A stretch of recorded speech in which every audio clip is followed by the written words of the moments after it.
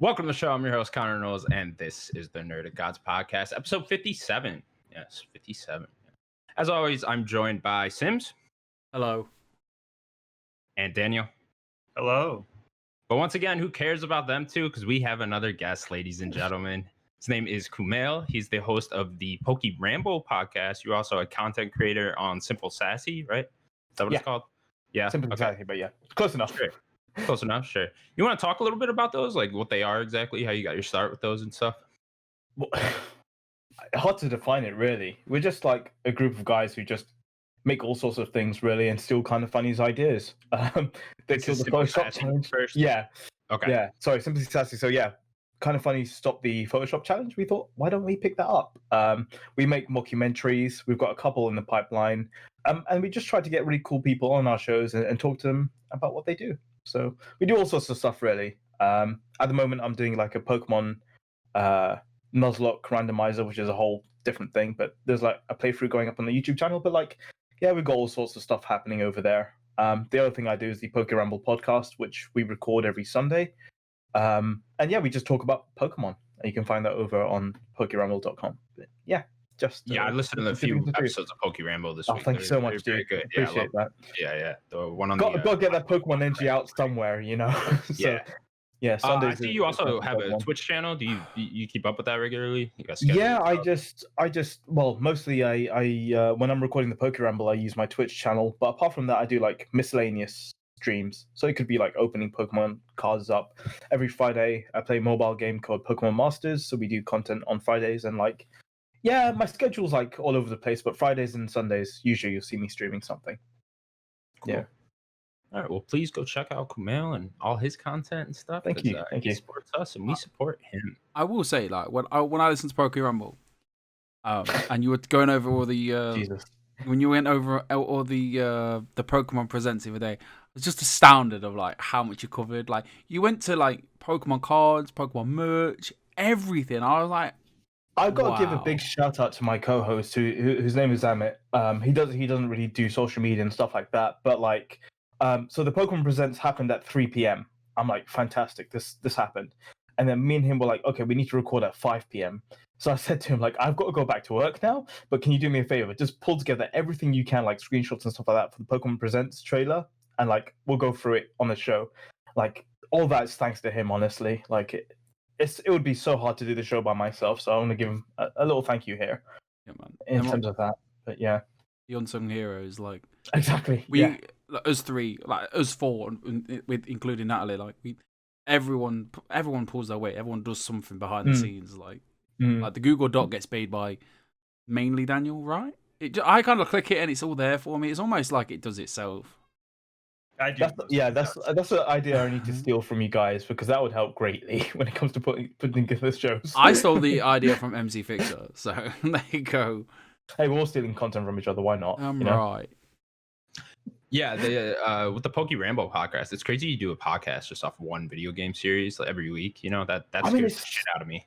It's so much more than a video game series, though, when you think about it. It's turned into this behemoth, essentially, right, where it's multimedia at this point. You got the TV shows, games, you know, anime, all that kind of stuff. Like, it's crazy. And like, you'd think at some point every week I'll have something like not be able to talk about something, essentially. Like, I'd have no topics to talk about. There's always something about Pokemon to talk about, which is insane.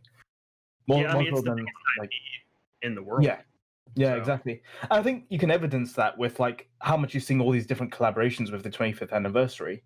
Like, literally yesterday, I was like, you know, on the toilet, like Sims was saying, looking at my phone, and I get an email from the Pokemon company. I'm like, oh, check out these other collaborations we're doing. And there's this company called like Power A, where they have like controllers and stuff like that. Yeah.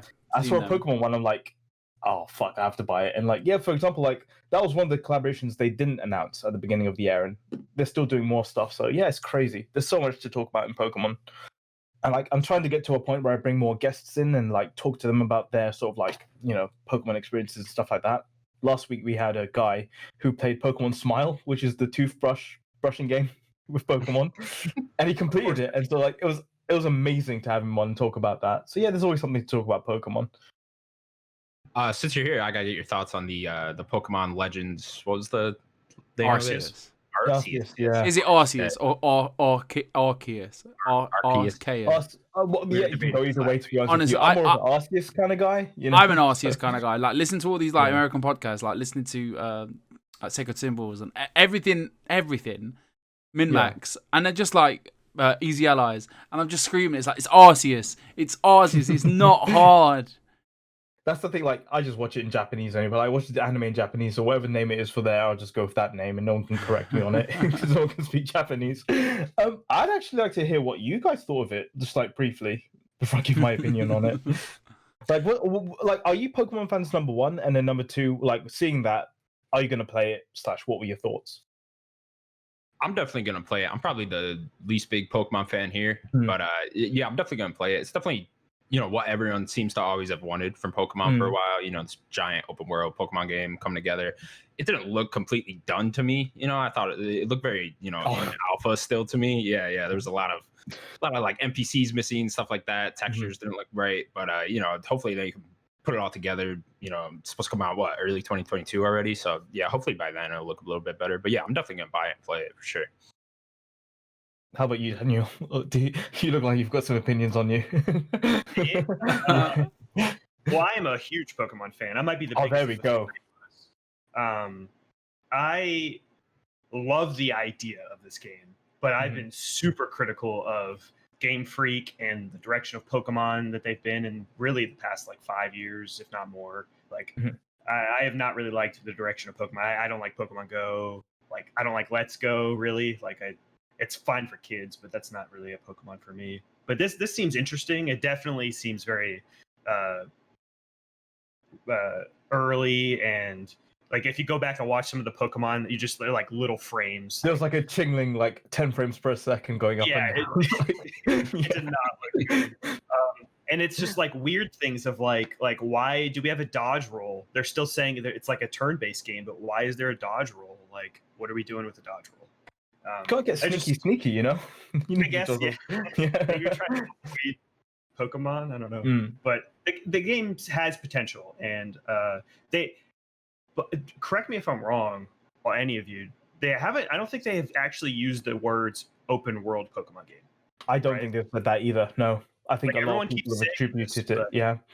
I don't know if the guy standing on top of a hill with a landscape behind him. You just kind of assume at this point. But like I don't know if they've actually worded this game as like an open world game. I'll tell you who would be able to do this is Cerebi, because I remember there was a description for it, and I know they definitely like attributed it to being like I think it was an action RPG they were describing it. So like, who knows? Yeah, Cerebi's a great website. I love Cerebi. Yeah, that's like half the news comes from there.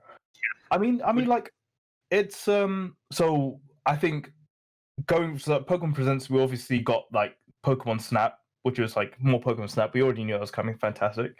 And then we got the Diamond and Pearl remakes, which I'm like, I was giddy seeing them return to like the top-down sort of style of Pokemon, because like most of my great memories are like of that sort of era of Pokemon.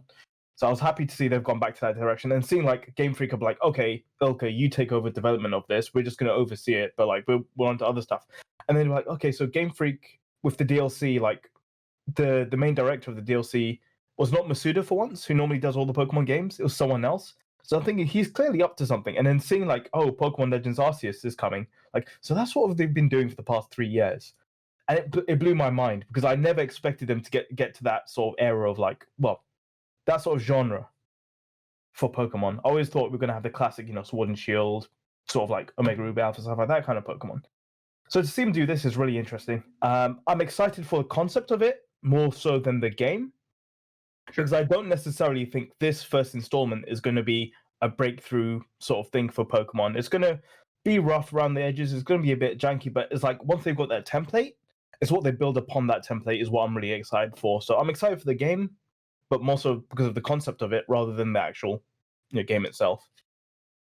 Yeah, Game Freak, they sometimes have tech problems. I hope the game runs well.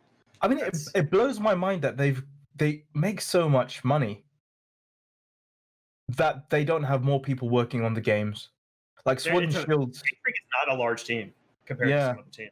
And Really not it blows safe. my mind. It blows my mind. Like even like outsourcing it, like that's what they should do. And that's why I'm so happy they've given this remake to another team to be like, okay, we need you to do this. We're going to focus on something else. Yeah. Talk about outsourcing. That'd be a great idea for Arceus. Like what they should do is do what the Zelda team did with Monolith, had them help with the open world stuff. Maybe get Monolith to help with Pokemon. I did not know that happened. That's amazing. Yeah, but you're totally right. Like get some experts in, like people who are like used to doing this day in, day out, but they're going to be learning for some time. Yeah, and Xenoverse like, team, they know how to make a good open world on Switch, so they helped with Zelda. So maybe they could do that with Pokemon. I don't know. Maybe they need to reach out to them. I think what I'm really excited for in terms of Legends Arceus is the fact that it sounds like we're going to get more lore stuff in the Pokemon world, like more story stuff in the Pokemon world. Like playing Sword and Shield, I've put like 500 hours into that game, but even I can admit that game is sorely lacking in like a story perspective or like a lot of other things actually when I think about it. But yeah, to see they're going to have this Legends Arceus game, which is like looking to be like lore based. I'm really excited for that kind of stuff as well. So yeah. Natalie Giles texts me, my missus. She says, I quote, "I like this guy. Another Pokemon master like myself." Obviously my girlfriend and I are big Pokemon fans. My girlfriend, I'd say more than I. She loves it. Like, I don't know if you watched the last podcast, but so the last Thursday. It was the State of Play one, was it? The 26th was when the presentation happened. The 25th was Natalie's birthday. And obviously she's like in the loop. Like she watches all the videos, all the Ruffled Rowlet. I don't know if you've heard of him. HTV, heard of him?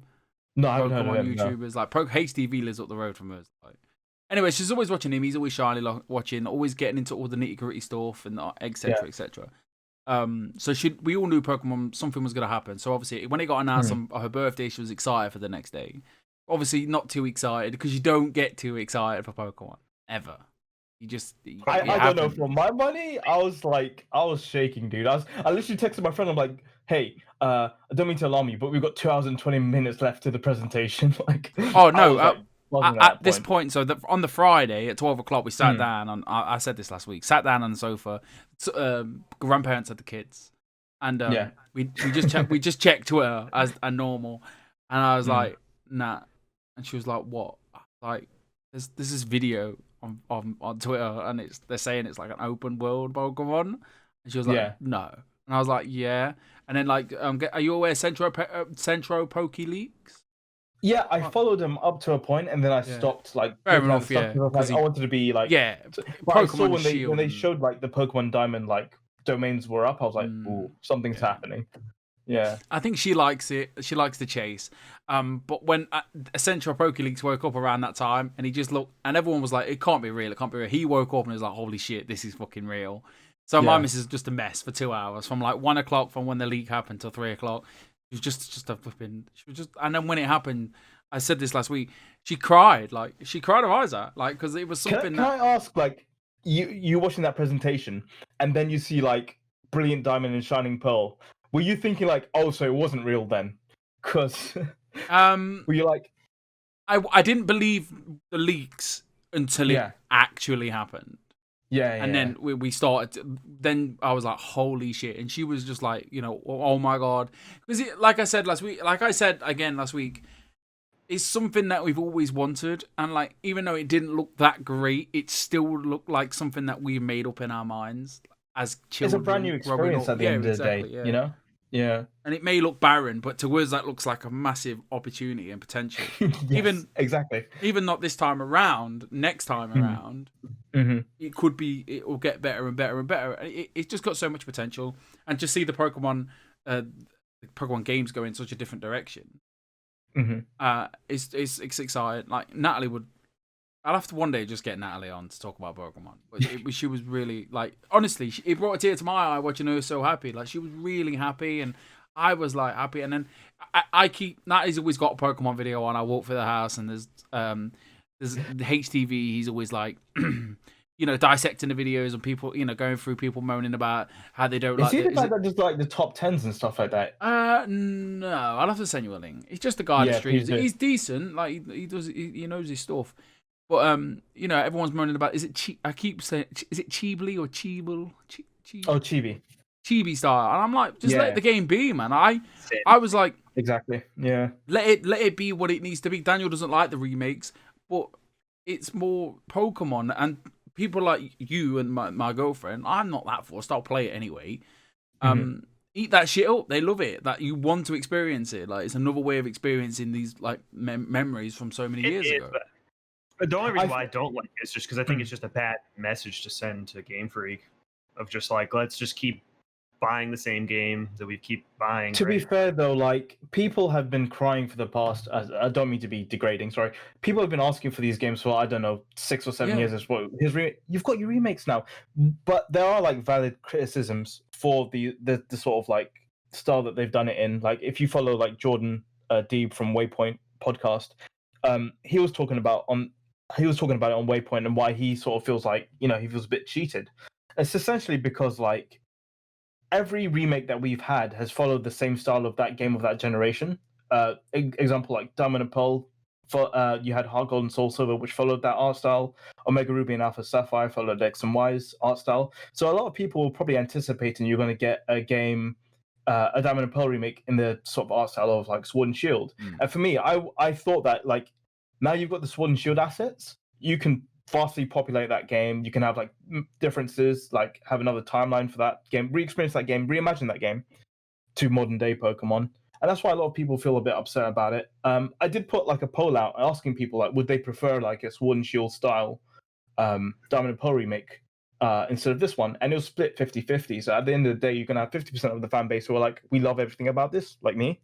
And 50% of the fan base be like, I don't like this. But I think people need to just wait, play the games, and make your opinion based on that, But yeah, there's criticisms you can have about the game, but give it a chance. Let it breathe first, and then you can start criticizing it. 100%. The remakes are really cool too for people like me that never played them. Like I only played Pokemon Yellow. That was my first one. Then I didn't play another one until Sword. So I missed all of those. So it's really cool for me when stuff like that comes out. But yeah, we get on Pokemon time. A quick day, dude. So a quick question from Natalie. Natalie asks, have you seen the fan-made trailer by Millennium? So there's 2 fan-made trailers I know about, and there's one of Dawn just walking around the wild area, like it's all snowy and stuff like that, and someone's remixed, I think the Route 217 theme tune. And then there's another one that I saw yesterday where it's like fully 3D. You see like a shot of like Cynthia and Garchomp just mega evolves. I'm like, what the fuck? This is amazing. But yeah, like I would have loved something like that as well. But either or is fine for me. And then I want your brief oh god your brief opinions on Pokemon Snap. And if it's negative, I will kick you off the podcast. Pokemon Snap's one of those games I missed originally, so I've played it through like a ROM afterwards. And then like seeing the trailer and stuff like that, I'm excited for it. I just don't know why it's so expensive. Like I have no idea why it's like full price, to be honest with you. But I'm excited for it. I mean, as I said, it's just more Pokemon. It's like there's a game called Pokemon Unite that's going to be coming out, which is essentially a MOBA. I've got no fucking interest in MOBAs. It's got a Pokemon skin. I'm in, So like, yeah, if it's got anything with Pokemon, I'm interested. Yeah, exactly. Open mind. That's a Does pass. Pokemon Snap hold up these days? Yes, no. 100%. Yes. No. Why is he saying no? Why is he saying no? It's the greatest game of all time. I haven't played it since I was like 8. Have you seen the apples? It's like, oh my Jesus God. Christ. I genuinely don't know why I love the game so much. Like I remember playing it so much, never completing it, just playing it and over and the like it had such a specific that makes sense. I used to go to sleep and I hear it in my head. It was so weird. Natalie says yes, that's the trailer that she was on about. Yeah, it's incredible, dude. Shall we start the show? Sure. God, you're doing a pre-show? What's happened? Sorry. I'm glad that we got someone. Honestly, like your the way you talk about Pokemon, it's infectious. Like it's incredible. Honestly, I just wish I was more articulate. That's what my co-host is for. Like everything I think of, he can actually put into words. Of course, yeah. That's what they're for. Yeah, exactly. Pokemon's cool. I like Pokemon. Pokemon is cool indeed. We'll now move on to the news that has happened throughout the week. Not much has happened, which I'm still gonna complain about. It's so Hate it. nice. It's Come on, so video nice. games. Come Do on. you want to go I back to need Pokemon, guys? Yeah. the whole Pokemon fair. episode. Yeah. But no, we'll start with this. After approval from the EU, Microsoft has now officially acquired ZeniMax Media, the parent company for Bethesda, for $7.5 billion. With a That's B. $1 billion, guys. It's a lot of money, a lot of money. Well, I saw a statistic. I think like Disney Plus is making, I think, enough that they could probably buy Bethesda every year, like literally, if they wanted to. We talked about it on the show. Like, Crazy. Microsoft itself as a company has made like 15 billion since they announced this as just a company. So it's like they already paid for it over. Fuck me, I didn't know that. Rich. Yeah, I didn't know this either. Microsoft as a company is just extremely profitable. So Yeah, Bill Gates, man, just making all that money. I don't think Bill Gates works there anymore. well, apparently. he has to. He has his name. in the company. He's doing something. Mm. I wouldn't so be yeah. doing anything with that much money, let me tell you. So yeah, this is obviously big news. This happened back when was this, Sims? I remember me and you did our own episode on this. Was that like it was September-ish? it must have been June or July, August. You think it was that early? Sure. Yeah, okay. Annual? But yeah, huge news. Five- This is five one of the months. biggest video game acquisitions Pardon? ever. Might be the 5 biggest. months ago. 5 months ago. Okay. Time's a flat. So yeah, took a little while, but now it is official. They own all these Bethesda studios, all these great franchises now. There's a whole list here. I'm not going to read all these, but yeah. Daniel, Yes, you're the Xbox guy here. I'm an everything guy for. But I've been keeping up. If you guys have been looking, I've been looking at my phone because I've been just trying to keep up with this for you guys. So somebody had posted all the games. There's going to be 20 games coming to Game Pass tomorrow. I haven't watched the video because I don't want to watch it right now. I think there's one missing. They say But- 20 and there's 19 there. It might be the other Doom. I think you're missing a Doom. But from the wording that I'm seeing is that the games that are already on other consoles will be there, but anything that the other games will be exclusive to wherever Game Pass is basically what I'm getting at, or what I'm seeing. So that's PC, Xbox, and then maybe on TVs or something like that, on apps, xCloud. So from what I'm seeing is that it looks like we were kind of right about the exclusivity. Yeah, let's talk about that for a second because they've come out and now said that still some games will be exclusive to Xbox, but not all, and we don't know exactly what That that was means. Still. wording a couple days ago. So what did they just say, Daniel? Like I don't have an exact quote. I've been just trying to find things. And I'm just looking It's at exactly like you said. Some titles are Yeah. still going to go into multi-platform, but like Dude, that was some Phil a couple days ago. titles will be like exclusive, like future titles. Some of them might be exclusive. So it's very vague. It's a very vague statement, and nobody actually really knows what they're talking about.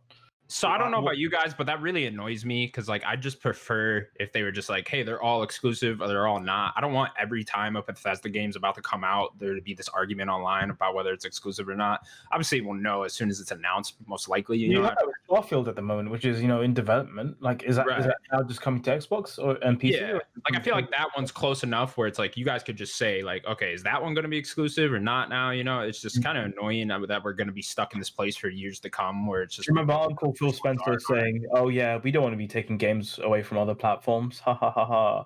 It sounds like you're taking some of them.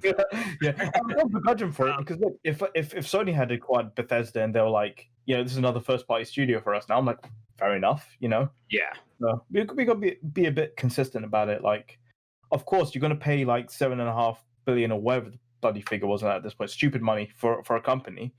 You're going to want to like elevate your own platform a lot more than everybody else's platform, aren't you? Of course, So, yeah. I just wish they'd. I don't see why you don't just make them all exclusive. Honestly, like obviously, I know you guys aren't the best thing for consumers. I know that, but it's just like I don't see why you wouldn't. Wouldn't it sell more Xboxes, more Game Pass subscriptions, and all that? I just don't. What is the benefit they get from putting these on other platforms now? I just don't see that right now. Maybe I will in the future. I guess the one thing that I always heard was like, okay, look, here you go, Game Pass owners, a new first-party game totally for free if you've got Game Pass. Oh, you're on PlayStation? Well, you can still play it, but you need to give us an upfront cost of like, I don't know, £70 these days now, is it? £60, £70? Yeah. So it's that thing of like, they can just make more money that way, I guess. But at the same time, like you said, they want to get everybody on Game Pass, and like, if it's anything good like Disney Plus, they're gonna be making like money hand over fist in no time. Exactly. So. Oh, I'm sure they want to get to those numbers eventually. The 100 million subscriber mark that like Disney Plus just. I'm sure Game Pass would love to get there. It's insane. It's just ridiculously insane. Like, I think, and that's not even including like the figures of like people renting Raya and like other Disney shows like Milan and stuff like that. When Mulan came For out, 30 quid. Crazy. They're still sitting on that Black Widow. Just put it on there, Disney. Come on. Yeah, come on. So from what you guys were just talking about, all that wording was from 2 days ago. I just want that to be clear. Sure. But from everything I'm seeing right now, is it will be exclusive, unless it's already on PlayStation. So Yeah, what? that's what Did I say this already? There's a video playing like literally as we're talking right now of the an update with the Xbox stuff. Kind of just one of those round table things, right? Yeah, and it looks like if whatever you're playing has Game Pass, it will be there. So it seems like everything is going to be exclusive that isn't there already. And so that anything means that anything that comes out. I can't see Deathloop. Yeah, I think Deathloop is going to like PlayStation and stuff like that. But it seems like everything else is going to be exclusive. That's what I'm gathering. Indiana Jones is going to be exclusive. That's a great question. That's the big one, right? I don't want to see keep why that IP exclusive is the thing, like a big IP like that. Right. I don't see why they wouldn't, right? Yeah. Go ahead, what you're saying to me, Daniel, is so Starfield, Elder Scrolls, Dishonored 3, for example, they will be exclusive. That's what I'm seeing. Anything that hasn't been announced. Go on, sorry. I was just saying I need to watch the full video, and I'll. Yeah, of course, 100%. Yeah. But could have what I'm watched seeing is that, like, I even saw like a tweet from Colin that does the sacred symbols. He said in a tweet that he was wrong about, because he was saying it was coming to PlayStation. He's been saying that the whole time. He said he was wrong, and I can pull up his exact tweet. Here's what I would have liked to see is like existing IPs still go like multi-platform and stuff like that, but then new IPs go exclusive, and I thought that would have been like a nice direction to go in. But obviously, they've got to do what's best for Xbox at the end of the day. That's just the sad reality of things. No, the good thing is I've got a nice PC, so I'm just gonna play everything on my PC and not buy even PlayStation games now. I hate exclusives. Number one, that's right. That's my stance. Is I don't like any.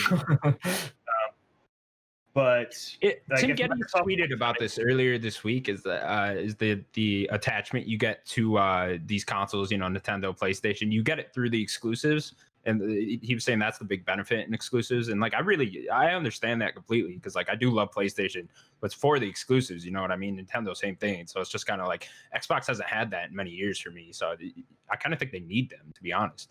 Sure. The actual business side, Halo. Where's Halo? They were supposed to launch with it. Yeah, exactly. And what else do you have? Gears, Forza. Those are three pretty big. They're still in development and whatever, so like you've got nothing to show for it. Right. It's about to like release Ratchet and Clank and stuff like that. So yeah, good business by them. I want to touch on something you just said too, Kumail. With the franchises should stay on the other platforms. I like that idea too, because like I just played 2 Doom games on my PlayStation, and if like I own an Xbox too, but if I want to continue that Doom series when Doom 3 eventually comes out, you got to go buy an Xbox now. That's a little fucked up. I get that, right? Yeah. It's kind of just like, okay, well maybe that one should be, that and like Wolfenstein 3, stuff like that. But I totally don't think Starfield being exclusive. I don't think people want to get the console. That too, yeah. Okay. Anyone else got anything to say on it? Daniel, I was gonna say, you know how like Bethesda have so many bugs in their games. Do we feel like Xbox now being involved in helping with development, is it going to cut out all these bugs that we have at launch, or is it going to be same old Bethesda with every open world's going to have bugs? Yeah, that's just. I don't think you can really get around that, but. Okay, now give them the money to fix all this. Could they just throw millions of dollars into a new engine or whatever, and make these games even better? Either money or partnerships. Like if Bethesda needs help, get Obsidian to help with Elder Scrolls or something like that, right? Partnerships could help. Yeah.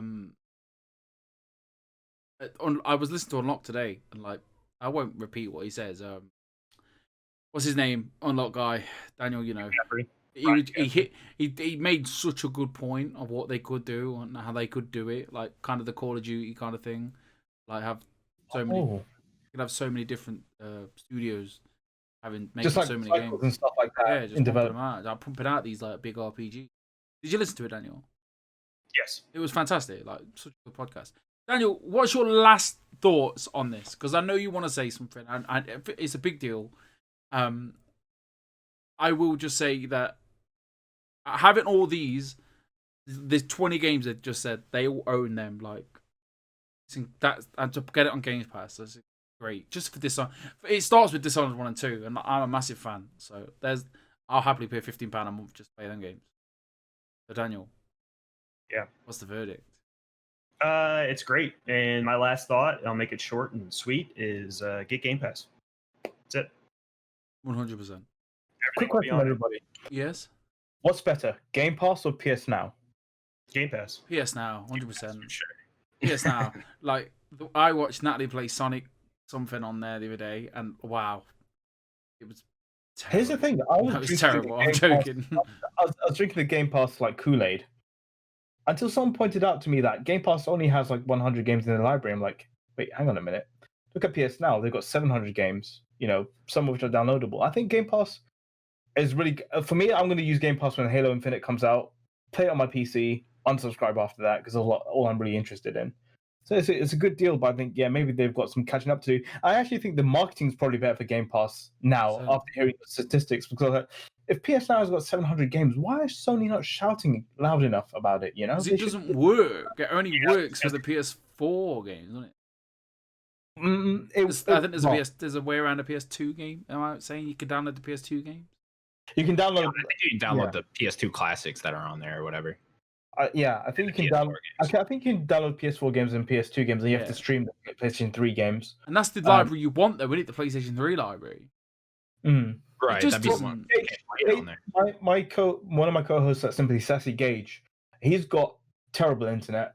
He'll probably tell you, but he's picked up PS Now after a long time, and he's been playing it. He's like, there's no latency. It feels great. Well, there's going to be a little bit of latency, but like it's not noticeable. It feels great at the moment. It's like if his bad internet can run it, I'm thinking people probably need to have a look at PS Now again and probably see what offerings it's having or it's giving. We tried. Yeah, I think for PS Now to compete with Game Pass, they really need to commit to it. I've been waiting for PlayStation to come out and do like a whole conference around PS Now and like market it like Game Pass. Like you can download all these games now. The streaming quality is going to get better, stuff like that. Because right now where it's sitting, they just, like you said, they don't market it enough, and the streaming quality, it has never worked for me. I try it maybe once a year, and it's always been very like. Hey, listen, if it doesn't work this time, blame Gage. We've got decent internet. She tried to play Sonic, and it was just a nightmare. This was like middle of the day. This wasn't like 8 o'clock at night, peak times. It needs, like Connor just said, it just needs like redoing. Like I think, was it one of us that said the Stadia? Get the Stadia tech on there, like get that going. No, they have xCloud tech. Oh, they do have that. I forgot they partner with Microsoft. That alone is amazing. That you get xCloud with your Game Pass subscription. That's amazing. But congratulations! Like I remember sitting down, having a smoke, checking my phone. Jason Schreier was like, "Xbox are interested in buying Bethesda," and lo and behold, 2 minutes later, Xbox have bought Bethesda. Like, and the whole internet just broke. And like, fair play to them. Like, they want people to go to their platform. I own an Xbox. There's 3 Xboxes in this house, 2 Xbox Ones and an Xbox One S. The 5-year-old owns the Xbox One S. All right, that's how backwards his family is right now.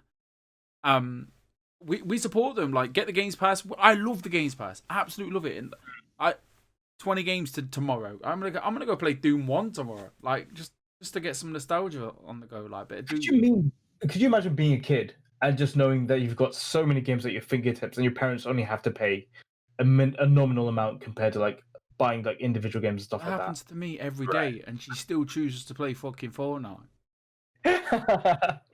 Hey, look, she's gonna become like a pro Fortnite player. That's the plan. That's the plan. Yeah. And she plays keyboard and mouse as well. Like, I've seen her. I'll sit there watching her. Like, she finishes second sometimes.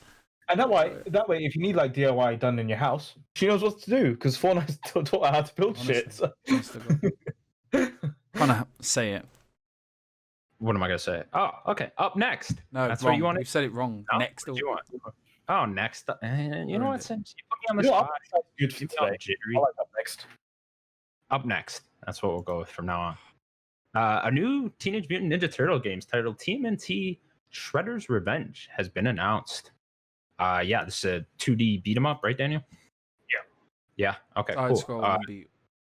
Side scrolling beat 'em up. Is this supposed to be like reminiscent of the classic Teenage Mutant? Yeah, Ninja Turtles? definitely. Yeah, I'll throw it there. It's being developed by Dotemu, which they did Street Rage 4 last year. Oh, And- so we got a really good development team on this, huh? Well, it's being developed by 2 different teams, and then it's also being developed by Tribute Games, which they did. If you remember, I think that was last year as well. Panzer Paladin, which was like a 2D Did you play that one? game. I didn't play it. It was You on didn't play Switch. Okay. No. Yeah, this is cool. I'm not the biggest Teenage Mutant Ninja Turtles guy, but you know, I like those old live action movies. You guys remember those? Badass. Oh, yeah, at least the first one's pretty good. Yeah, they're all pretty good. Daniel, Yeah. you got to be excited for this with this Street Oh, Rage, yeah. guys. Oh. Fine. Street Rage was one of my favorite games last year. That game's awesome. So I'm very excited for this game. I love Ninja Turtles. Who doesn't like the Ninja Turtles? Come on. Right. They're great. They're turtles and they're ninjas. I just And then- I never gelled with them. Like, Kumail, how old are you? I'm 26. I had to think about that. Yeah, 26. There's only like there's Oh only 4 years different, 4 years difference between us. Like, I don't know, like teenager. I was never a teenager. I was more Fox Kids, Spider-Man, and X-Men and all that. Man, I don't know. Like, don't get me wrong. Like the theme tune for Teenage Mutant Ninja Turtles, Teenage Mutant Ninja Turtles, that was sick. They're about, and then obviously I'm there's in the same boat as you. I'm not a huge Teenage Mutant Ninja Turtles fan. But I think like just looking at the trailer for it, like that whole like trailer first off was fucking dope, amazing animation in that. But the ridiculous. game itself, I'm so happy. It looks so good, and like them going with an older style as well. A lot of people are going to enjoy that. I'm just so happy with what the. I kind of want to pick it up because it looks interesting now. Like even not being a fan, just at how it looks and how authentic it looks, I kind of want to pick it up. So yeah, credit to the team there. I want to throw this out there real quick that Street Rage 4 launched on Game Pass. I wonder if this will as well. I was just about to ask the same thing. I Which would wonder. benefit. It would benefit from it. Yeah, hopefully. I think that'd be really cool if it did. How much was Street Rage 4 anyways? Like, how much did it cost base price? Not like a $20 game anyways? That would be my guess. I don't know because I played it on Game Pass. Right. I'm not sure. Yeah, I just 20, wondered what the size of this one would be. But yeah, really cool news. Teenage Mutant Ninja Turtles, they're back in video game form. We look forward to that. Okay, that is all the news for this week. Like I said, short ass week. Actually, we could add this in too. Hang on, let me pull it up. Square Enix has announced they are doing their own Nintendo Direct style thing. It's gonna be called Square Enix Presents. It's a digital showcase. It's happening. When is March 18th? Is that next Thursday? It's the 16th, Yeah. isn't it? No, it's 18. Not Isn't it 18th, right? The Yeah, same so day as next the week, Avengers. Thursday. The Avengers DLC. Also, at the exact same time we record this show, which is just always great. yeah. But yeah, they are set to reveal a new Life is Strange game. They're going to talk more about Outriders. They're talking more about this Wonder World game. That's that weird 3D platformer no one likes, right? The which one? The Balan Wonder World. World. the worst game fuck ever. it is. Creator of Sonic. Yeah. Then they're talking about more of the 25th anniversary of Tomb Raider. They're going to give us an update on Marvel's Avengers. There's a Just Cause mobile game they're going to be talking about. So yeah, bunch of cool stuff there. And you can get like Dragon Quest and another trailer with a theme in the background. Another Dragon Quest trailer. Yeah. I saw a tweet. I'm a big Marvel Avengers fan, by the way. Like everything that Greg Miller says is kind of funny. I echo. I played 200 hours straight of that game. September, what comes after September? October. Like all them months were just Avengers. I love it. And now, obviously, like watching it just like destroy itself is upsetting me. But someone says Marvel Avengers, don't miss it. Spider-Man? DLC Well, character you got to assume, right, Sims? Well, we get Hawkeye on the same time, at the exact same time, 6 o'clock. Hawkeye. Oh, that's that same day, right? Yeah, and I gotta fucking record this podcast with you bozos. Live react. Yeah, I mean it's all we could kind of what we could do is we could record the podcast and watch it at the same time. Like, because we could have it like people can watch it, we could talk over it. Or, like, that could be like the breaking news. I don't know. Let's if next week's a slow week, we'll do something with it. I guess. I've got like it's long, but there's the rumors of the Tomb Raider trilogy that's coming out as well. It says something about 25th anniversary. Yeah, so I think we'll just get Tomb Raider 1, 2, and 3, as in the last 3. Like one being the best game. Did anyone play those games? Yeah, I played 1, 2, and 3. Yeah. We're talking about the recent Tomb Raiders, not the original? Sorry, the recent ones. The recent ones. Yeah, I played all 3 of those. I remember. I actually enjoy those games. I remember when the first one came out. Great.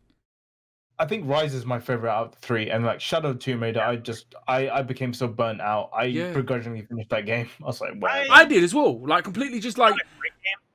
But I like that game. I literally played that game just to finish it. Like I was like not enjoying it, not in the slightest, all the way through it. And I remember number 2 like being exclusive, so I played it on the Xbox, and it just kept going and going and going and going and going and going and going again. And I was like, when does this game end? But the first one just seemed perfect. I mean, I just had my first kid. So this was 8 years ago. This game came out, and I remember she fell asleep, so I was rocking her like, and I was playing Xbox 360 and just like, please don't wake up, please. I remember just having a good time playing the game. Number 1 was so good, and then it kind of just, I don't know, lost its way. It's a shame. Do we think we see a reboot with this 25th anniversary stuff, or are they going to just celebrate and like repackage the 3 games in like a Kingdom Hearts sort of trilogy? Yeah. Oh, I don't think we'll Tomb Raider 2.58. Oh, no. Kumail, Connor's the biggest Kingdom Hearts fan in the world. I could tell by the little like picture. Yeah, I have a little Kingdom Hearts thing in my name. Yeah, can we have a heart to heart? Sure. Because I love Kingdom Hearts as well. Probably not as much as you, probably, but Kingdom Hearts 3. What the fuck? What the fuck? You know, I still loved it for the most part. I actually platinumed it, so I had to like. Oh my god. Oh my god. There was a lot of mistakes made. I'm so sorry. They just stuck too much to the originals. You know, they didn't want to deviate too much from what Kingdom Hearts was. You know, and because it felt like Kingdom Hearts 2 DLC. You know, pretty much. Well, the gameplay was there, but I think just going from world to world, nothing really happening, and then like the last 5 hours of it, no spoilers, is just like, wow, this is what I'm here for. This kind of stuff. The last 5 hours is great. Yeah. I think that game is just hard too because so many new people try to jump in on Kingdom Hearts 3. And if you didn't play all the previous games, and I mean all of them, all 20 of them before that, you had no idea what was going on in Kingdom Hearts 3. Oh, and it didn't like it went deep into it. Like, instead of like trying to go, okay, let's try make it mix. It's like, nope, we're gonna go down that direction. Like, yeah, I had the great pleasure of so Natalie recently just played Connor. I need your help. Kingdom Hearts 1, 1.5. No, Kingdom Hearts. Kingdom Hearts. Chain of Memories? Yes, Chain of Memories is next. All of Kingdom Hearts 2. Recoded? Then, 358/2, which quick is maths. Cinematic thing. Honestly. Yeah, quick math. And then she went into Birth by Sleep. Oh, no. She then played 2, and she went into Birth by Sleep, then Dreamed Out Distance, then 2.8, then 3. Now, I'm going to educate you as well. Me and my lovely wife, who I love very much, we are crazy and have two 50-inch TVs next to each other in our living room. So I can see this all the time. So I'm playing 200 hours of Avengers and she's playing every Kingdom Hearts back to back. And I remember once we were driving somewhere, I was like, explain the story to me, thinking, I've got this fucking cow now. She ain't got no clue. And she fucking nailed it. I was like, this is quite intriguing. She's like... And now we've got fucking pop figures, we've got Riku up here, and all the Axel, and all we got all... I admire it. You crazy Kingdom Hearts bastard. You guys deserve like a PhD if you understand that Honest story. to God, like Natalie's just clever. People do play it up, but there's like intricacies in that story where you have to go proper. Like you have to play the fucking mobile game at some point to be like, oh, that's that character. Right. They'll literally tie in something from the Yeah, it's fun. You could ask different Kingdom Hearts fans to explain the story to you, and they'll probably explain it differently, all of them. But in Square, it'd probably be like, yeah, that's it. Yeah. Yeah. My favorite thing is like just seeing the character in those shoes and be like, what are those? That's my favorite thing. Connor's obsessed with his pockets. I love the amount of pockets Kingdom Hearts characters have, There's just so many pockets. I wish I could have pockets. Useful. If you're gonna have too much of anything, you want too much pockets. That's for sure. I mean, where are you gonna store your giant keys? Connor's a huge fan of Kingdom Hearts, and Daniel, you're a Halo fan. I'm a very big Halo fan. Yeah. I've only started playing Halo for the first time recently. I'm really sorry. And I tried to go into that game by myself, and I was like, I left it. And then my co-host of the Poke Ramble was like, "Oh, I picked up the collection. Have you got it?" I'm like, "Yes, I got it." We started playing it co-op, and now we finished Reach. We finished 1. We're just on 2 right now, and it's a hell of a lot of a different experience when you're playing those games co-op. So I just want to say I'm enjoying my time with that. And as the Halo guy, what game do you think I'm going to enjoy the most? Just in terms of campaign. Yeah. Reach probably might have the best story, but probably 3. 3 is just amazing. 3 still holds up to. Can I just say fuck Guilty Spark? yeah, Guilty Spark. He's such an annoying voice as well. Yeah, I love Guilty Spark, but he sounds like a robot underwater. Not a great character. I was gonna say too. Co-op is probably the best way to play those. I think. Campaigns in those. Certainly, it's a lot more fun. Like so many memories with my friends playing co-op with those. Just throwing a grenade, and my co-host coming in front of me like, no. He's like, stick grenade. I'm like, I'm out. See you later, dude. Or when you're like shooting somebody, you go to throw a plasma, and he runs in front of you, and you just stick him in the back. Yes. I'm like, all right, dude. If you can just keep walking forward, don't worry about it. Like you sacrifice yourself. Yeah. Oh, what a game. Back to the Square Presents thing real quick. They're announcing a new Life is Strange game. Daniel, I know me and you are huge Life is Strange fans. Kumail, have you ever played these? Nope. No. Probably not going to either. If you're interested in them at all, like these episodic kind of, what would you describe these as? Kind of coming of age, weird stories. Games with weird like superpowers in them. Yeah. If you're interested at all, I'd recommend them highly. They're all very good. But Daniel, what would you like to see? You want like a Life is Strange 3 here? Definitely a 3 for sure. I don't need another side game like they did with Before the Storm. I don't need another Before. I don't want that either. I would like a 3. Like I don't even know what I want from a 3. I think I just want another cast of characters. Just keep it going. Yeah. We already started with that. I wish we could kind of see what Max and Chloe are still doing, or what you got a little taste of it at the end of 2, if you remember. Sorry, it's slight spoilers, but you saw them for a split second at the end of 2, so you got a little taste there. I'd imagine they'll keep doing stuff like that. Maybe they'll lead up into like a whole coming together Avengers style Life is Strange thing at some point. I think cool. Yeah, that'd be cool. Especially with all these different characters getting these weird superpowers, I could definitely see that at some point. What if we play as Captain Spirit? I forget his real name. That's a Kingdom Hearts character if I've ever heard of one. It's like this little boy's superhero persona. He calls himself Captain Spirit. Yeah, cool. But I forget the little boy's name. But he's in the second game. Like that'd be cool. There was that little chapter you played as him. It was like that. And he it was just Captain Spirit. He did get hit by a car. He survived. He survived. Okay, he's alive. He did. So maybe that would be it. But yeah, we look forward to the Square Presents next week. Kind of cool. Hopefully they give you a surprise. Like give me. Yeah, I'd love to see something. Do you think at all you see Project Athia at any sort of like? I hope so. I want to see it. Depends how far out that one is. I was thinking that or FF16 would be. We're probably getting 16 first, right? Ooh, yes. I was going to say FF16 looked a little bit farther along. We got a long cinematic trailer for that when they first revealed it, if you remember. So I'd imagine that would be farther along. FF16 is the 15 team, right? It's not like the 7 remake team is a different team. So they've probably been working on 16 for years at this point. I was 14 right now. Yeah. What was it? 20? It was the end of 2016. Was that when it was? I think so. Yeah. At some point. It's been a while. I think they're further along in the project than most people think, aren't they? So I think so too. there's probably a chance this year. Especially because they're not looking for this like high graphical fidelity sort of looking game. You know, they're focusing on the story, the gameplay aspects of it a lot more than just like graphical fidelity. What was everybody's takes on Final Fantasy 15? Coincidentally, Oh, that's an interesting game.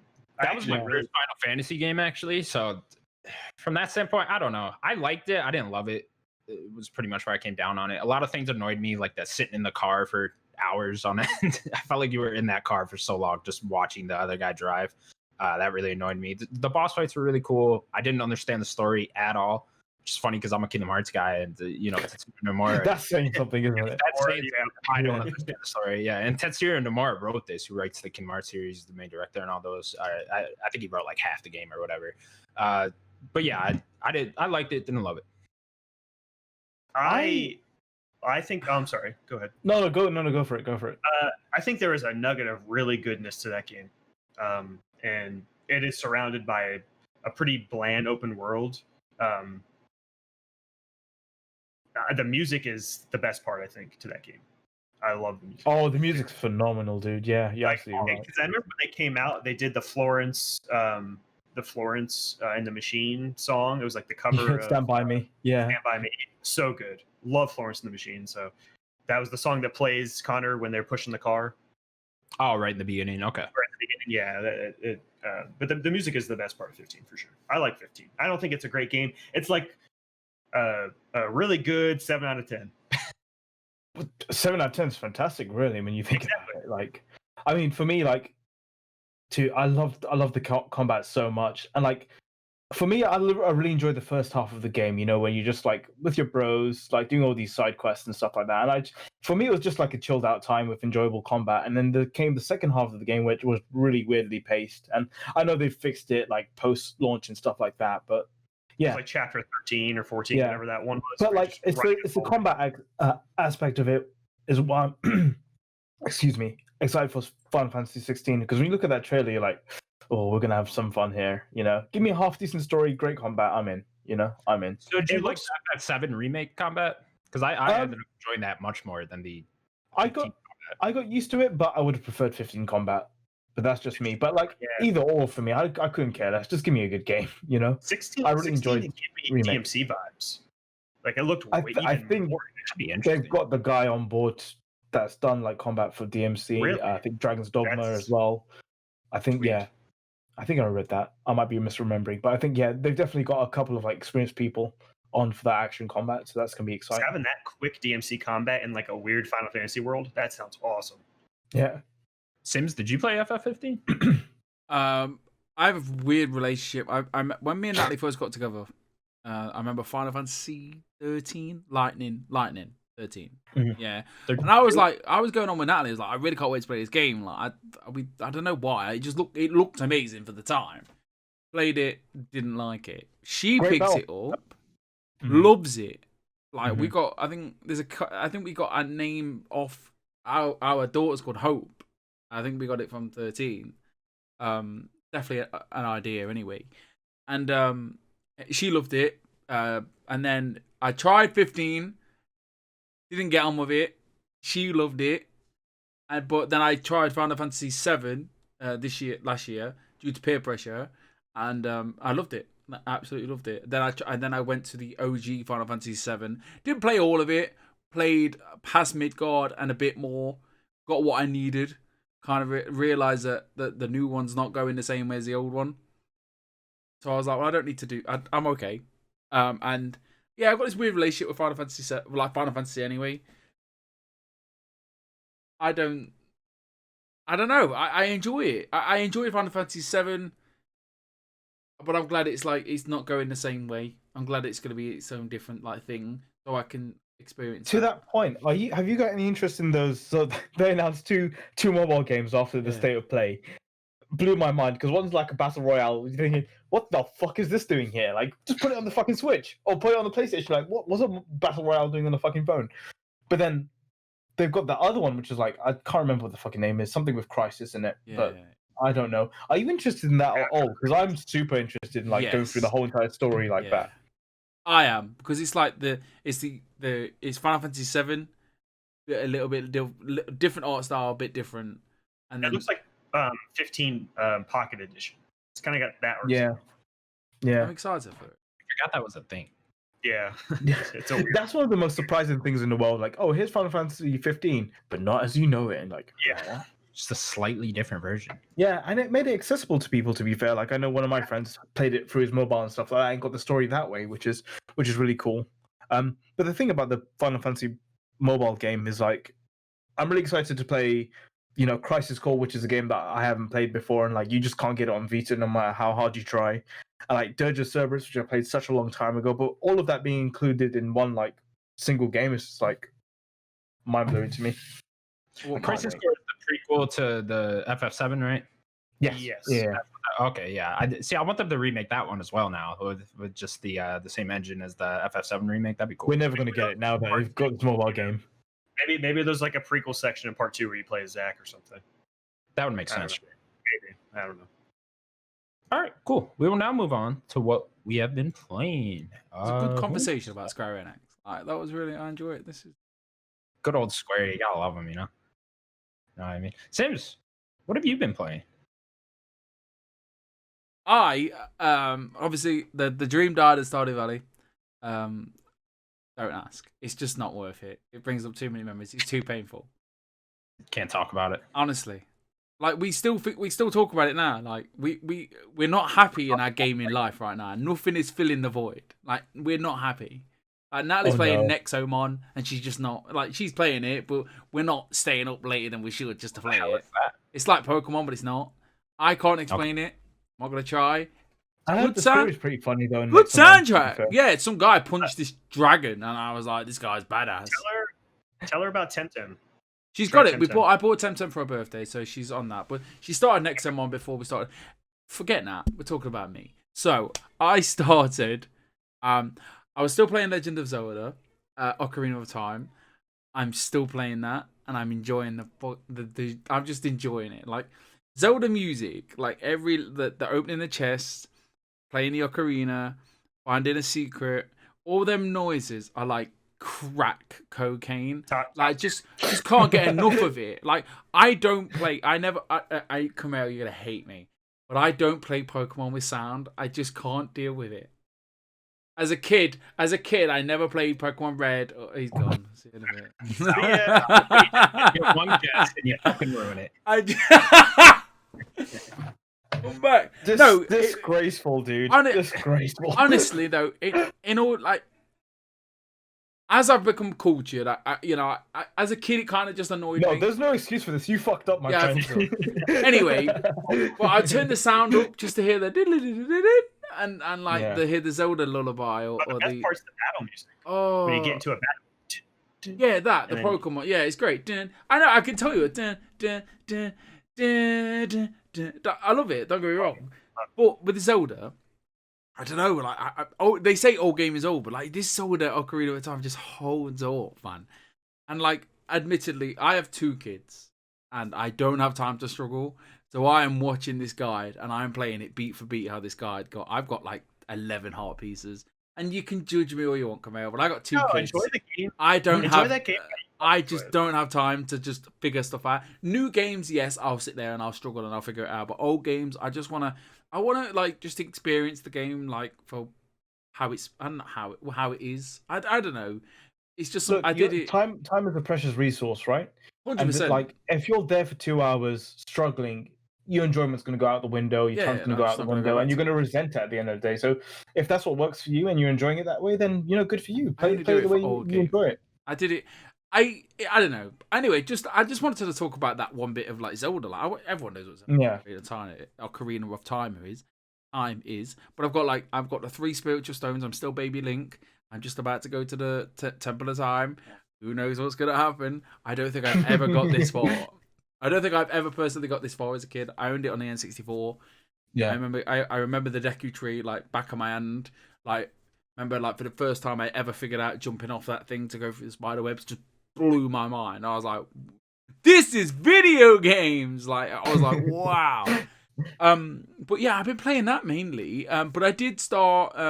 So after this podcast, I gave everybody a choice. I was like, oh, what do I play? Watch Dogs. Do I go back to Cyberpunk? Do I play Watch Dogs? Assassin's Creed, and Immortals Phoenix Rising was the one that I was forgetting.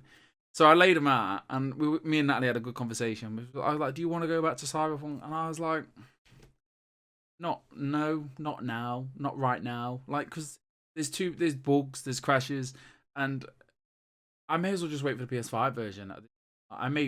It might be October, November next year, but like, I'd rather have a good no one's experience. really talking about it on the internet either, are they? So you're not in risk of spoilers. No one's ever spoiled it for me. I'm always on. Yeah. So we put that to a side, and then it came down to Assassin's Creed, Immortals, and Watch Dogs. And I was like, you guys aren't ever gonna play Watch Dogs, so I was like, I'll play Watch Dogs. And I put it on, and it was a good intro. I hate the idea of it not having a protagonist. It honestly, like, video games don't do this. Like, don't do it ever again, because it doesn't work. It doesn't work. Like, Kumail, you're from London. Have you played Watch Dogs? No. Are you from London? Sorry, I've not asked this question. Yeah, I am. You've got the terrible bedding. Oh, fucking hell, mate. Who's trying to act my drone? But this is right. So him doing the accent is the biggest put off of the whole game. Like, I started off with this Irish bloke. You know, it's funny. He's like, "Oh, yeah, top of the morning to you, matey," and all that. That was great. The accent's great. Oh, honestly, I can do accents for days. Don't get me started. And then it was like the story progressed, and I had to get some construction worker, and I picked this lady. She was lovely. I forgot her name. She was an Asian lady, and I was like, "Hi, do you want to come work for me?" Like, not like that. I was like, "Hello there. Do you want to work for me?" And then I expected like a soft, accent. Do you know what I mean? Like, yeah. Well, yes, I'd love to. Or, let's take down DedSec together. It was like, nah, bruv, let's go take down DedSec. And I was like, whoa, what's going on here, mate? Like, I know what I will say is, like, being someone who's like from like South London. Yeah, no, that's actually pretty legit. But she didn't look like she needed the accent, and it's all procedurally generated, and it just took me out of it. I was like, she didn't tell you to fuck off. To be honest with you, you got she lucky there. She did. She's like, back off, me. Nah, mate. Yeah. She's like, we need to take down DedSec together, innit, bruv? And I was like, you wouldn't talk like that. And then, yes, they would. I'm so sorry, they would. They would. London. I have so many stories about. I've been to London 3 times, and every time I've left terrified and scared. Like, the first time, I don't blame you. The second time I went, I got dust in my eye and I got scared. I was like, I can't see. It's too windy. True story. Where the hell have you gone? I just went down the side street near the middle bit, near Big Ben. Anyway, back to the game. I kind of I've not stopped playing it. I played it a couple of days. I don't know about you guys, but it takes me a couple of days to like figure out how the game wants me to play it and how it wants to work itself. So, like, I was going beat by beat, story beat, and I was like, well, I do like to play these Ubisoft games where they have like towers to go and take over, so you can see stuff on the minimap, and they kind of work it in different ways. You have to go into different parts of London, and we'll get to London in a minute. And you liberate them, and then you get that area. So I was kind of doing that, and then I kind of just looked at like Zelda again. I was like, I just fancy Zelda, and I'm getting 2-hour chunks at night because work's just got harder, like, and so I'm just knackered. So Zelda's just so relaxed, and I've got this guy telling me how to play the game, and I'm just like, what a good time. But so right now, I'm not stopped playing it. I'm gonna go back to it today, maybe at the weekend, when there's just more than 2 hours to put in. And but London is absolutely amazing. Like, I was playing with a good friend Sam, and I was like, I went to Leicester Square once. I was like, Sam, how do I get to Leicester Square? So it was like we game share on the PlayStation 5, phenomenal, yes. Absolutely flawless, like incredible stuff. This. So he's like, put it up, and I did. He was like, right, go left, go right, take another left. This is Chinatown. This is Leicester Square. I was like, wow, because he used to work in London. And like, from that, I was like, this is on point. I mean, you live in London, and you probably be like, nah, it's fucking shit. Don't know what you're talking about. But from him giving me the direction, it was back to me, like, as a tourist, it was great. And I thought you were gonna be like, as a Tory. I'm like, that's a weird thing to say on a podcast. I will say the one thing I got out of it, and the best feeling I've got out of it, is the fact that I felt like I'd left Derby. like for the first time since COVID. Like I had to travel for work last year. I had to go to Leicester quite a lot, but it was work. But this, I just felt like I was being a tourist for the day, like just going past, like looking at Big Ben and looking at like being even in the game, just being intimidated by this big city. Like, because I just get intimidated by London. It scares me. And there was a point, like me and Natalie. I remember we were going to the kind of funny meet and greet. And we walked this certain way. I'll never forget it because there was loads of squirrels. It was right outside the big London Eye. And I did the same route, went through the little like park area with the squirrels. And then we walked up that side bit past the London Eye and we took a picture. And I got the picture on my phone and then I stood my character in the same spot. And it was just like, I don't know, it just felt nice. Like I really appreciate when a game goes that extra step to really recapture a place. Like you're a huge fan of Spider-Man. Like the way you recaptures your places in that game. Like I hit Greg and everyone talk about, oh, this is this place, that place. It's amazing. Yeah, like London, amazing. Like fantastic. Yeah, it sounds like Ubisoft's really good at recreating these cities because I remember the kind of funny crew and everyone at IGN talking about how well they did San Francisco with Watch Dogs 2 and stuff. Yeah. You know, they said the same thing you were just saying, how they would, you know, walk down this street or that street or see that monument or whatever. Watch Dogs is one of those games that I'm really interested in, but I'm not going to be paying full price for it. I'll just wait for a discount at some point. I'm with you. I love Watch Dogs though. Like, love number one. Like, I remember I queued up. I did the midnight launch. I was like 6 hours in line for Watch Dogs 1 because it was just. I remember a Ubisoft representative being there at one point.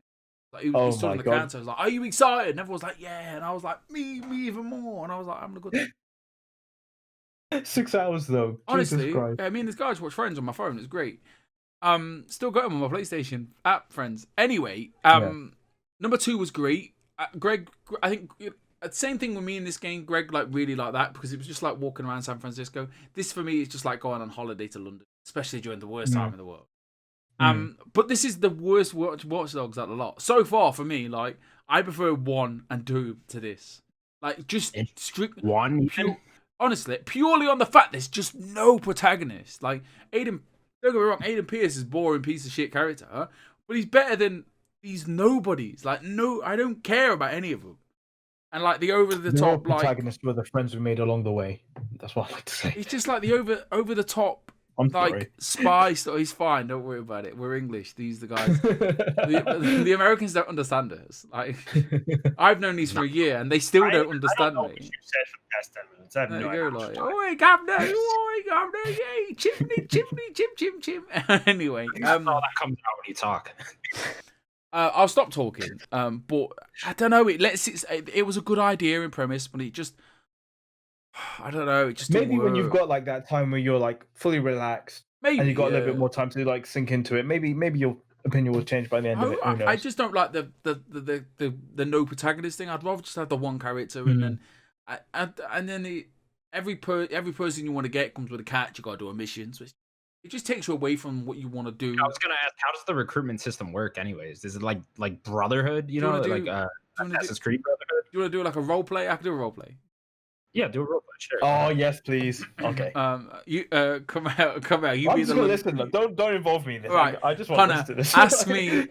So I want you to join DedSec.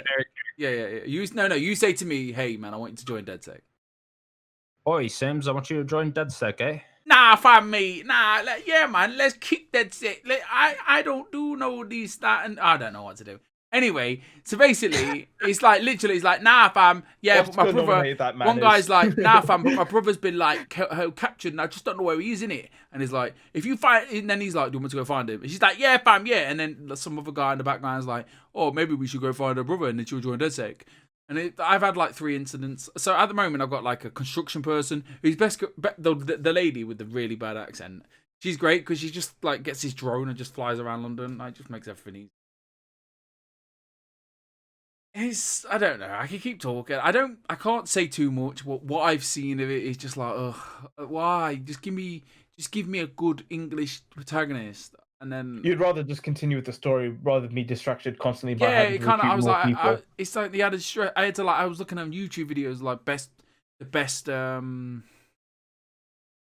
tips and tricks, the best people to recruit. And going back to the liberating these places, like if you liberate them, you get like a certain specific character, like a hitman, a spy. There was a spy in it with a spy card, which is pretty cool. It's a Ubisoft game, like a top tier Ubisoft game so far. But I will play it, I will finish it, and I'll probably hopefully have better things to say. I did play Outriders. Dead quick. I'm so sorry. I played Outriders. That's the only thing I want to say about it. Like, I just exactly how I walked away from it. It just I don't know what it is. It's like it wants to be Gears of War, but it wants to be Destiny. It doesn't know what does it want to be. And then when people say, "Oh, just skip the cutscenes," that's not good. It's not a good recommendation. Moving on. I have a Gears of War tattoo, Kumail, but Gears of War tattoo. Nice. Very proud of it. I got some kind of funny tattoos as well, but they're not quite finished. Oh, I was going to comment, by the way. I like how we finished the Xbox story, and then, like, after we finish talking about it, that's when you choose to reveal your Xbox clothing. Oh, yeah. Like, I just... Very nice timing on that. I'm not a fanboy. I'm not. Kumail, have you been playing any video games lately? Yeah, not as much as I want to be. Studying for a few things. Same. But I've been playing Persona 5 Strikers slowly. I'm a big Musou fan, so having like Persona as a franchise and a Musou game and put 2 and 2 together, I'm like, fantastic! It's great. Did you play through base Persona 5? Yeah, I finished base. I finished Royale as well, or Royal, sorry. You did twice. This guy's on fucking. Before I played it have to finish twice. it once, you get platinum for it as well, so that's pretty cool. You what? You got a platinum for what? Sorry. Royal. You only have to finish the game once to get the platinum at the end of it. The game's 155 hours long. And I did it quicker than I did Persona 5 base as well. Interesting. But like when people always bring up the sort of time argument, like, oh, it's too long and stuff like that. All I'll say is like when you're playing a game that you enjoy, you don't see the time at all. It's like time just goes like that, for example. 100%. So yeah, no, I've just been playing that at the moment slowly. A bit of Genshin Impact as well, just logging in daily for my bonuses and whatever like that. And then obviously mobile, been playing Pokemon Masters and like Sword and Shield, just been like Natalie would like this. It's Natalie, isn't it? Yeah, it is. Yeah. I've been like soft resetting for like a shiny legendary as well. So like Regieleki. Is that the one is that the new one? This is the new one. Yeah, it's the new one. And then like this HDV guy, I think Natalie, she'll probably reply in a minute. I think he's on like over 5,000. I keep it on my other phone, like tracking it. And I think Registeel was the only one where I had to go like 5,563 to get it, which is a nightmare. But you just have to put some TV on in the background and like, you kind of like learn the buttons. Like it's 3 buttons essentially. You just need to remember. I hope you don't miss it. That's what I've been playing. Not too many games at the moment. I'm really excited for Monster Hunter Rise. I don't know if anyone else is like into Monster Hunter. Wasn't that come out like March 16th? 16 days, isn't it? I've taken like a week off, including the bank holiday weekend. I'm so fucking ready, dude. Legend. There's nothing better than booking time off for a video. Yeah. And like I've got too many days off anyway, so it's like, how am I going to use them? Fuck it, for video games. So like I'll have like a week off now, and then I'll like book another week at the end of the year for Pokemon. But if you guys haven't played the demo, I think the demo's coming in store either tonight or tomorrow. Oh, really? I definitely would say, yeah, pick up the demo, play it, and like if you want to squad up, you've got my Twitter sort of there as well. I'm more than happy to jump in. But yeah, it's a lot of fun, so I'd recommend you try it out. So very quickly, like me and Natalie played World. We picked it up. I don't know. I think she liked the look of it because Natalie's a big dinosaur person. Like she loves dinosaurs. Yeah. Like, and then we kind of picked it up, and I was like, we're not gonna like it, but whatever. And then we ended up just 200 hours later. Yes, I know exactly what you mean. Playing it was my first Monster Hunter game as well. Yeah, and I know you. Is it Rahul? Yeah. Rahul Hoop. I can't say that. He twists my tongue in places I don't want it to twist. He's a massive fan. I'll speak to the boss, and we could play some Rise if you want to like teach me in that. Look, we'll play some Rise. Rahul's also off for that entire week, and like I didn't know Rahul when I first played it, and then I met Rahul last year, and we became good friends, and then he got me back into like Monster Hunter with the DLC. Like if there's anyone that's going to teach you about Monster Hunter, it's Rahula Hoop. Honestly, he's like the master of Monster Hunter. He's like one of the biggest fans I know. But yeah, we're gonna definitely have like a hunting party definitely when the game comes out. So we're always happy to squad up whenever you guys want. We've got a good community going on. So I think we've Seems got. you have to take a week off work too, man. We've got Rahul. why not? Fuck it. I believe we have Rahul not next week, the week after. Yeah, definitely ask him about Monster He is Hunter. honest. He'll Like, talk for years. before we move on, like that guy is the nicest guy in the whole world. Like Absolutely. like he's honestly Yeah. bringing me to tears now thinking about him. We met up at in the Millennium Dome. I'm gonna say the Millennium Dome. That's how much of a tourist I am. With MC Fixer, everyone had left. It was just me, Rahul, Nat, and I think he gifted Natalie something. He just wanted the lanyard out of it, and he just says, "Nat, you can have this Spyro stuff." Oh my god. Oh, please write this down now. Just ask him about his lanyards. Oh mate, Just he's ask him about- crazy. I've heard he's crazy. Jesus Christ. Anyway, Yeah. he just gifted it us, and like he gave me like we had a cuddle, and we just had a moment. Like he's such a genuine guy, and he messaged me about the podcast. He's watched a few of the episodes as well. He was like, "Do you want to do a react? Like, are you doing a predictions episode?" And I was like, "No, but we are now." I hit the guys up and we did something like if Rahul, if you're watching this, man, like I genuinely love you. Like you're one of the nicest guys I've ever met in my life, and I can't wait for you guys to talk. Like, I can't wait for you to talk to him because he's absolutely genuine person. And that goes for anyone that watches this episode. Like like you said, he's such an accessible guy as well. He's always going to be there for everybody that he can be there for. So like, give him a message. But yeah, that's all I've been playing. Daniel, I love you too, Raul. He's so nice. We get Rules of the Rise. We're texting that now. Woohoo! All right, Daniel. Yeah, what have you been playing? Yeah. Okay. I've been playing 2 games. I'll talk about the newer game first.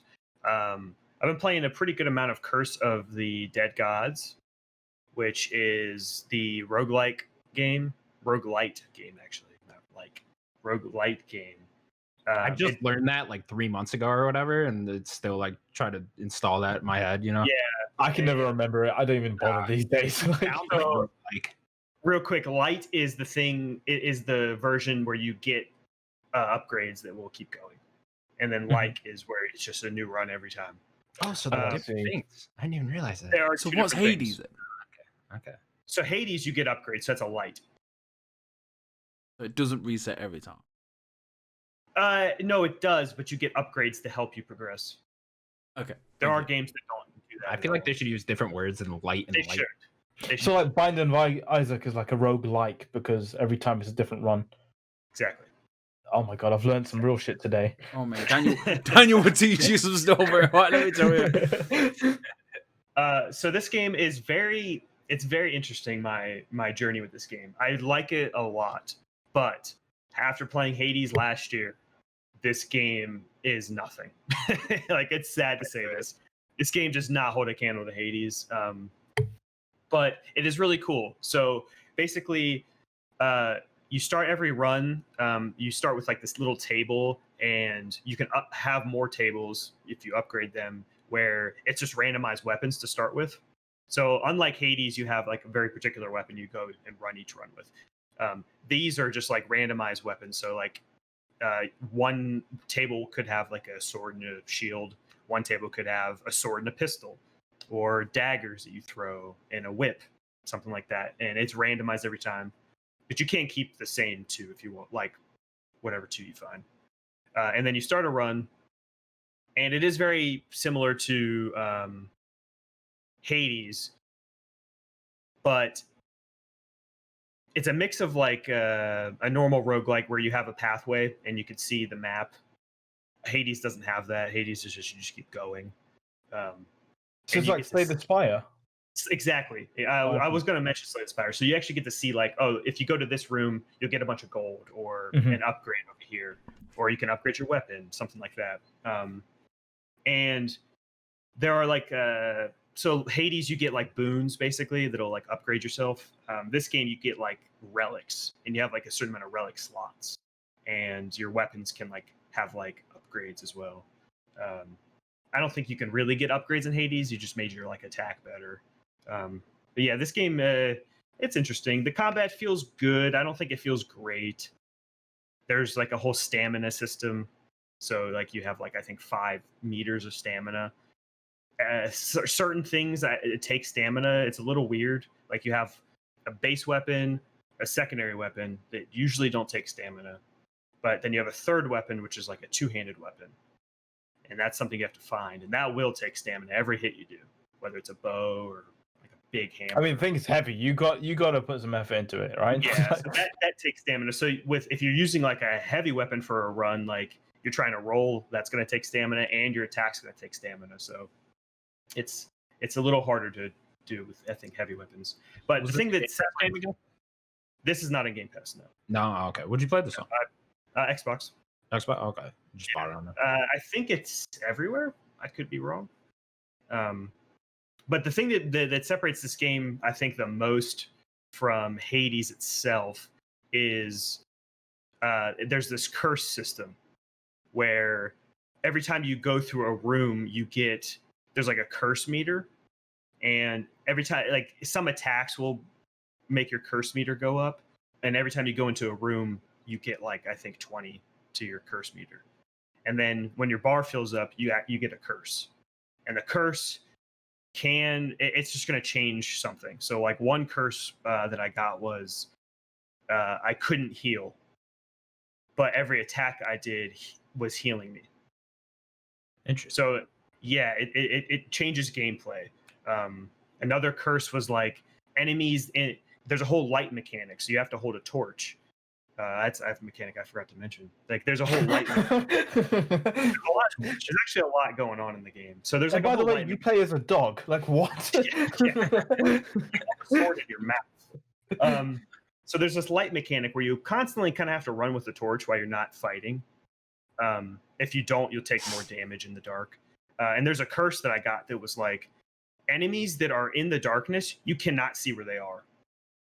So there are things you can light. There's like things in the walls or like things in the middle of the room where you can light and you can see people. But it made the game much more difficult because enemies can knock the light out and then it just goes dark and you can't see any of them. Sounds very like a interesting nightmare, honestly. The game's very weird because the first 3 levels, for the most part, I think were so easy. And now I'm kind of like in the second tier of levels. I find it a little more challenging. They ramp up how the game works too. Like the first set of levels, you just go through the rooms and then you get to a boss and you beat the boss and that's it. The second area of levels, you have to go through a room, beat a boss, go through a whole nother set of rooms and beat another boss, which I feel like is a lot to ask for this game. Because like the whole curse mechanic is you get up to the 5th curse and then that 5th curse is like ridiculous. So this second area just has wrecked me with getting to this 5th curse. Like I'll get to the 5th curse like before I get to the second boss, and it's just like the curse that I keep getting is the same one. It's this curse where my life ticks down. Oh, I hate those. Yeah. It just ticks down until I get to 1 HP, and then that's it. So it's like I got that curse into that second area, and I was doing so good on life. And then by the time I got to the boss, I had like 200 life left. And it's like, well, I don't even think I could beat the boss because he's just going to hit me once and I'm dead. And fucking curses. Yeah, the curses suck. The curses suck. But it's a fun did you beat it already? Oh, no, I haven't beat it. I'm still going to keep up with it? I might hop in and do some. He's just tossing and turning at night, just like fucking curse. That's what happened to Hades, right? He couldn't do Hades. He couldn't do the last bit of Hades, right? And I tell you what I did to him. I provoked him to beat it. He was like, I just can't do it. I just can't do it. I was like, you're just a coward. You just don't want to do it. You were just a little bitch. And he come back the next week. He was like, I did it. I was like, yeah, you did. Oh man. But no, yeah. In all respect, like Hades is hard. I can't get that. I can't get to where you got to at all. So I'm sorry, Daniel. Wait, do I start talking shit to you and motivate you now? And then like 2 weeks later, like fuck you, Kumail. So yeah, I've been doing runs in between playing another game, which is AC Syndicate. Speaking of London, I've been running around London in a different way different Ubisoft London. Did you I start love playing this because of Barrett's Assassin's Creed review? Yeah. Yeah. That helped, and then I was also like looking for like another game to play, and like I've been itching for like an old style Assassin's Creed, and Syndicate's supposed to be the best one. So I think me and you thought the same thing after that video. Is like, oh, this is supposed to be the best old Assassin's Creed game that I've never played, and I haven't been feeling the new Assassin's Creed game ever since they started with Origin. Yeah, exactly. So I played it and I beat it. I haven't done everything. You kind of have to like liberate all the different boroughs, and there's like a few of the side characters you can do missions with. I didn't do all that, but I love this game. This game is awesome. I was not prepared for it. That's really nice though. Back to like the old Assassin's Creed games. Definitely, it might be my favorite Assassin's Creed. I think Sims said earlier, like, you know, there's that term, old game is old, and I think some people use it in a derogatory sense. I'm surprised I said that word. Like, go me, nice. But like, no, like, words are hard.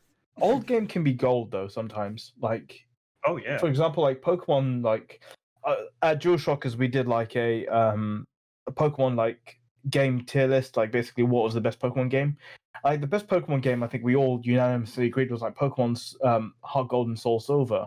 Like that game is so old, but still it holds up so incredibly well, and still one of the best gaming experiences in my life. Like, Unbelievable. like thinking like there's so many old games there that I haven't even touched, but yet they're going to provide me with so many great experiences, excite me, you know. So like people don't think old game is old, you know. Go back to old games and like experience them. Definitely, Syndicate does not feel. Syndicate feels like it was released today. It really does. The only thing is maybe visually, it's like a 5-year-old game. It could look slightly better, but it still looks great. Like that game just feels like it was released today. Really good. I'd say check it out. If you I'm so happy that you've gone back to an old game. You're like, holy shit, this is great. You know, there's no better feeling. I just blew over. Like I was already done with Assassin's Creed at the time, so yeah, like I just didn't play it. I think specifically like these type of games too, I'm always very cautious to go back to, you know, games that are just like open world, that we see the same formula over and over again, that because we see so many games like that released today, and I just kind of always figure, well, they're going to be a little bit better, they're going to have better technology, you know, all the advancements that today's gaming has compared to when did this game come out, 2015, right? I think it was 2015. That's another thing I want to ask. Why did you skip it then?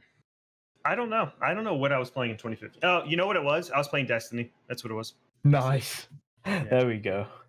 Taking Witcher 3, right? Witcher 3. Yeah, I played Witcher 3 a little later, but that was Taken King, Destiny Taken King. So that was something came out that fall too. I think it was Metal Gear Solid 5 came out that fall. Yeah, and I think I was just like, Fallout. That was it, Sims. That's it. Yes. I was way too into Fallout to pick up Assassin's Creed. Hey, I know Settlement needs your help. Fuck off. Leave me alone. I'm not helping them. I hate that damn settlement structure in that game. Yeah. The whole up that town. Oh, dude, I built my town, left my PlayStation on overnight, be like, come on, 99 happiness. I need you at 100. I need you at 100. Wake up and be like, yes, it's fucking at 100. I remember just hanging paintings on the walls for hours, just trying to make these people happy. And oh my god, that platinum was a nightmare. Yeah, I can't remember struggling that much on it. Really? Oh, fuck you. I did it in 2 weeks. I wasn't working at the time. Natalie was heavily pregnant with Roxanne, and all she did was sleep. I was like, this is the greatest time. Please tell me she named Roxanne after the Gen 3 gym leader. Just like yes. I don't know. I maybe. I'm guessing she maybe she's kept that secret from you. Like, shit, he's giving it away. I'm gonna have to say what Connor says. Do you want to put a score on it, Daniel? On AC Syndicate? Oh, it's an old game, but I can for sure. This is going to Metacritic, so be careful, man. Be careful. I'll fuck with the Metacritic. That's a great question. The Nerdic Gods scores way more than any other media outlet. In my head, it does. Mm-hmm. Great question. Yes. I didn't really think about that. I think this is like a 9.5, pretty easy. Wow. I was hoping you'd say 8 because you're like Syndicate, like 8. Syndicate, yeah. No. It's a stretch. It was a stretch, I admit. Yeah, I don't fucking talk. Syndicate 8.5. No, I think this is a strong 9.5. Like I said, I think that this is probably my favorite Assassin's Creed. The characters are the two. You play as twins, Jacob and Evie, and they make you play missions with both of them. So you could choose to roam around as either one, but they are both characters you will play as. I don't know if I like them as much as I like Ezio. Like Ezio is just such a great character, but I do really like the twins. Cool. And then me, yeah, I have been playing more Demon Souls. Just continuing on with that. I'm now how many weeks? Did I talk about this 2 weeks? Yeah, just one. This is the second time you talked about it. Okay, I feel like I've been playing this for like a whole fucking year. That's. We've been like. We've been so anti like Souls games, and then he picks it up, and then it's all I can think about is him playing this game. I just want to know more. It's crazy how much I'm enjoying it. I don't know why. It's this. There's so many things that like I would typically be like, oh, I don't like this about video games, like the weapon breaking system, the overcumbered system, the whole. Every time you die, you just start over the fucking level system. Normally things I would hate, but for some reason it's just working with me. I don't know why. I think it kind of reminds me of how you were talking about Hitman, Daniel, where you really learn these levels because you play them over and over again. It's really what Demon Souls feels like to me. Like you're just learning more and more about these levels. The deeper and deeper you go with it, you're just learning how to fight enemies better, how to fight the bosses better. You're finding different things to help you through these areas, and they do a good job of putting items that'll help you through the level you're on in that area. You know what I mean? It's not like the type of thing where like, you'll get a weapon in a completely different level that would really help you like 3 levels ago. No, you'll find that weapon in that level type thing. But yeah, I'm on my 6th boss now, 7th maybe. Nice. Something like that. Yeah. I picked up for the first time when the PlayStation 5 launched, and I got to the first boss. And like I got to the second boss. And I know I can beat the second boss. I know I just need to be patient. I need to like maybe level up a little bit more. Like I understand what the boss is about. Yeah. But it's exactly like you said. Like once you get to know a level, you're like, okay, I know what route I'm going to farm and go this way and that way. And yeah. But I always end up doing something stupid, like fall down some stairs. I'm like, oh, there's all my souls gone. Fuck. And those are the ones where you just gotta keep going. You just gotta try again because you'll die from something stupid, or like you'll die from an enemy that you've beaten before a million times already. And then you'll just get pissed and you'll want to put it down. But it's like those are the times where you just gotta push through that, and then you find the enjoyment through there.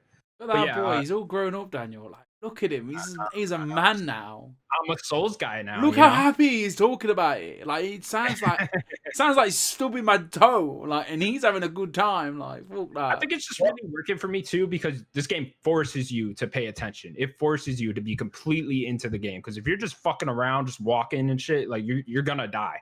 You're gonna die. You're gonna have to start the whole level over.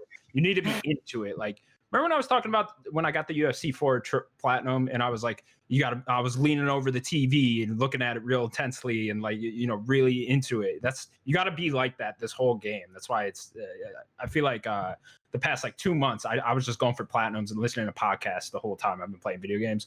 Like in January, I was doing the Cyberpunk, and then February, I was doing Kingdom Hearts.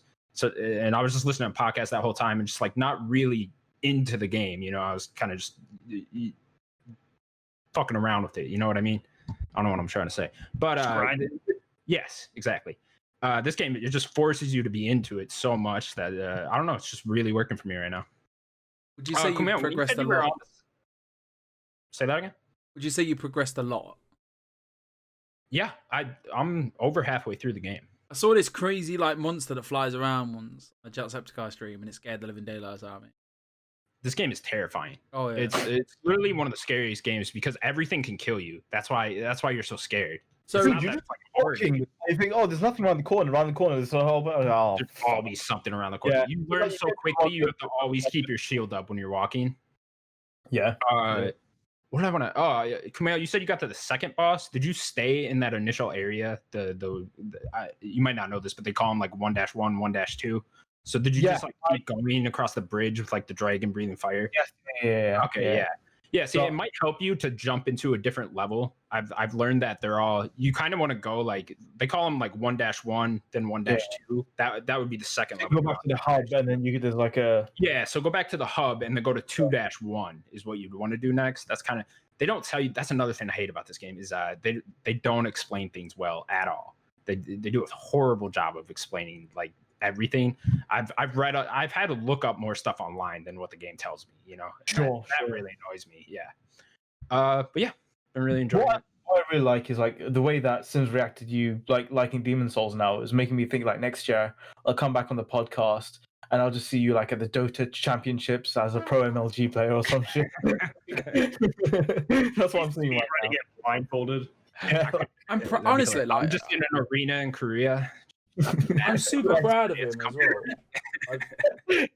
Like he sounds like he's having such a good time. I'm jealous because I'd love to have that. You're the one that told me, like, Connor, I feel like you'd be into these games a lot. Yeah, and, like, man. I've always thought that too. Like, there's a way I could get into these games. And, Is this gonna lead you? Is this going? Are you gonna go down this like dark rabbit hole of doing like Sekiro? Yes, 100%. And I'm not gonna go in a row. I couldn't do that. But next time there's like a gap in new releases, you know, probably like July, August, somewhere around there. I'd imagine I will go to Dark Souls and then do that. I want to play them in release order is my plan. So I think it goes Dark Souls 2, then Bloodborne.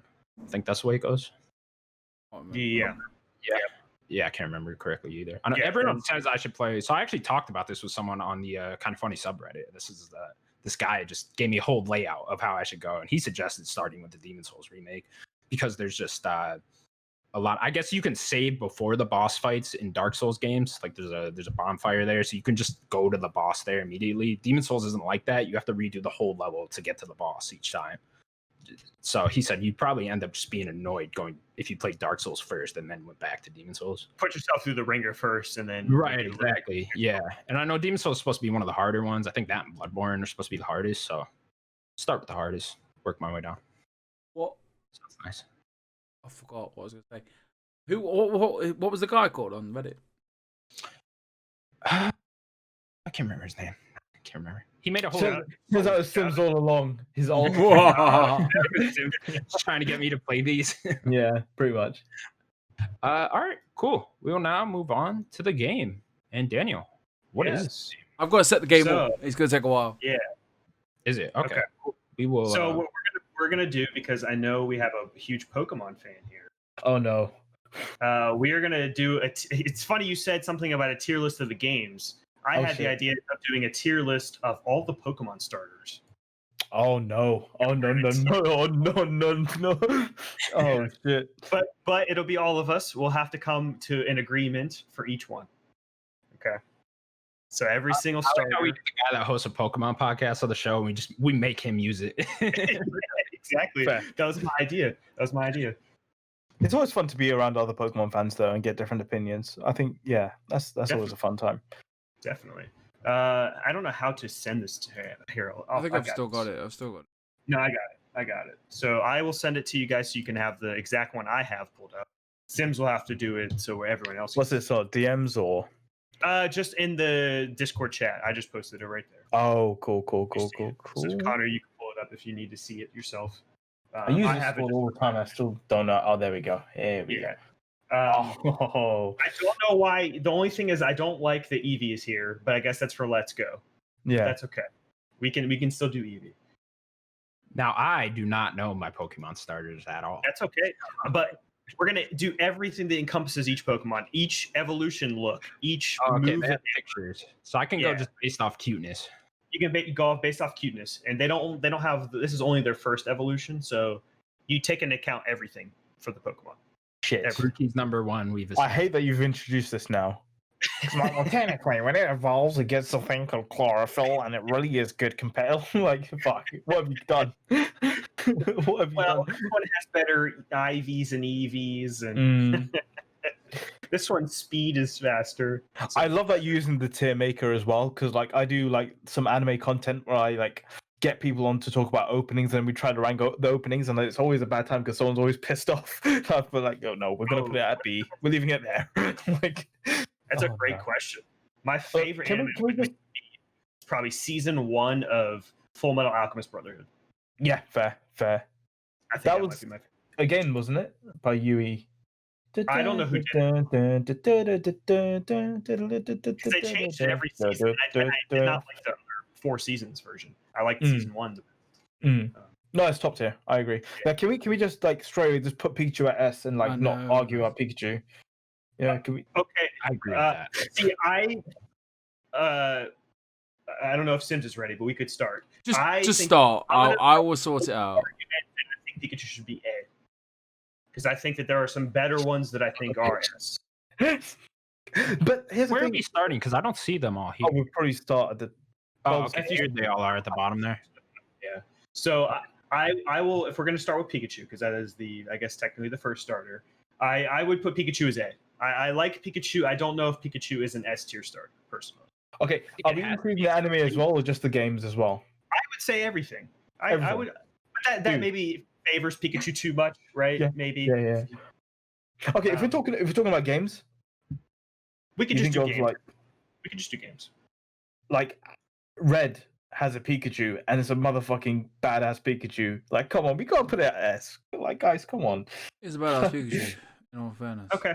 I mean, I would be fine with putting a Pikachu as S if that's what we. And I think, like, if we're talking about games, like, he's got an incredible move pool in terms of, like, he's got 2 different Z moves. He's got a Gigantamax as well with his own G move. I think as well, like, early game he was terrible because you have a Pikachu against Brock and that's never a good time for anybody. But later on he gets Iron Tail, that makes him a lot better. Yeah. So do we knock Pikachu because Raichu? Raichu, you got a Alolan Raichu now, which is on a fucking surfboard. So that's like, come on, dude. Yeah, but I just don't like the look of Raichu. That's what I mean.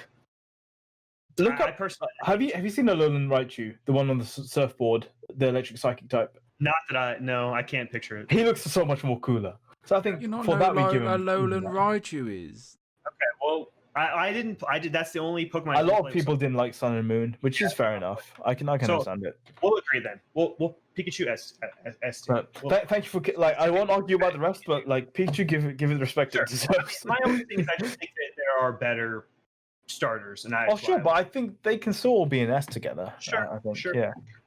So Charmander's got to be an S, right? how do we? You want to go every gen? You want to do Gen 1 next? Let's start with Gen 1. Yeah. Okay.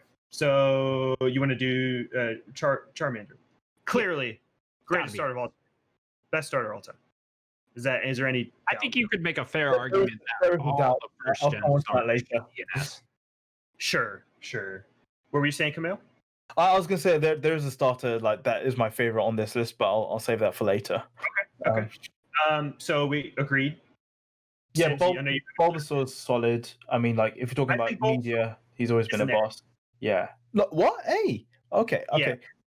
Here's why I I'd think say you might be an S because evolution-wise, Venusaur he's pretty dope.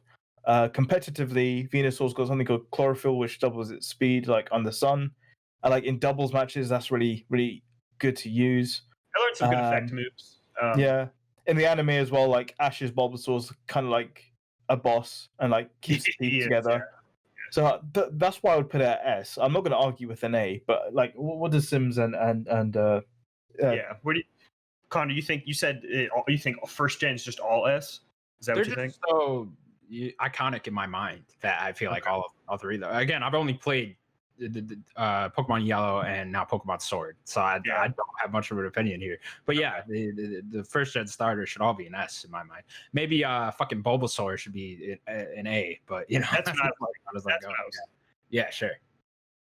Sims, do you have something to say about Bulbasaur? Bulbasaur. Nice, that was a great impression.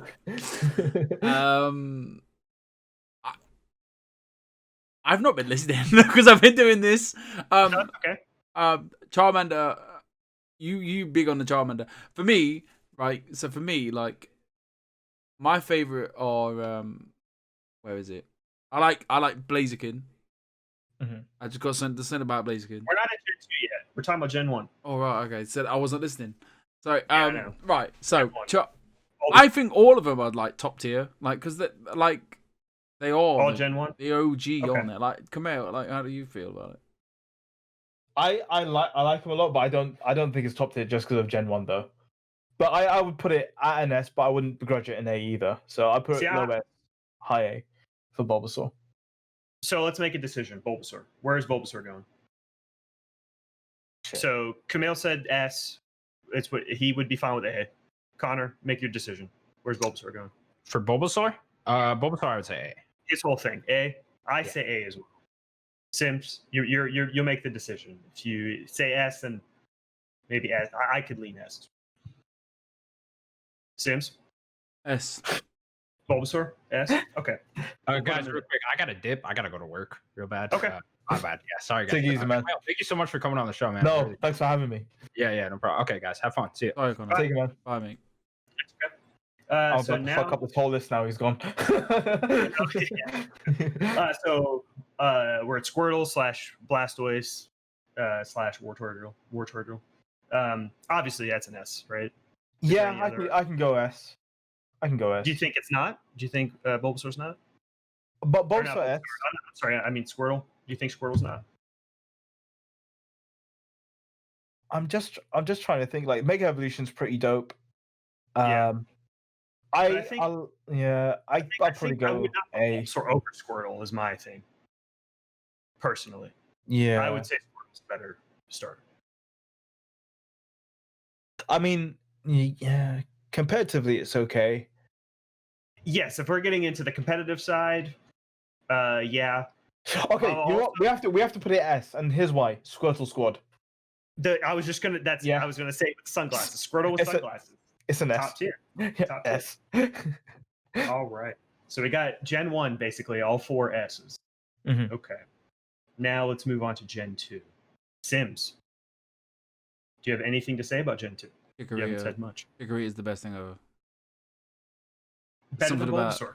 Something about Chikorita. You think better than Bulbasaur? In terms of like, if you yeah, Chikorita is the worst starter in terms of like stats and abilities and stuff like that for me. So I'd probably put it, but I'd really like it because it's really cute. I love Meganium as well. I love Ash's Chikorita as well, which turned into like a bailiff. So maybe I'll put that as an A. To be honest with you, I was thinking B.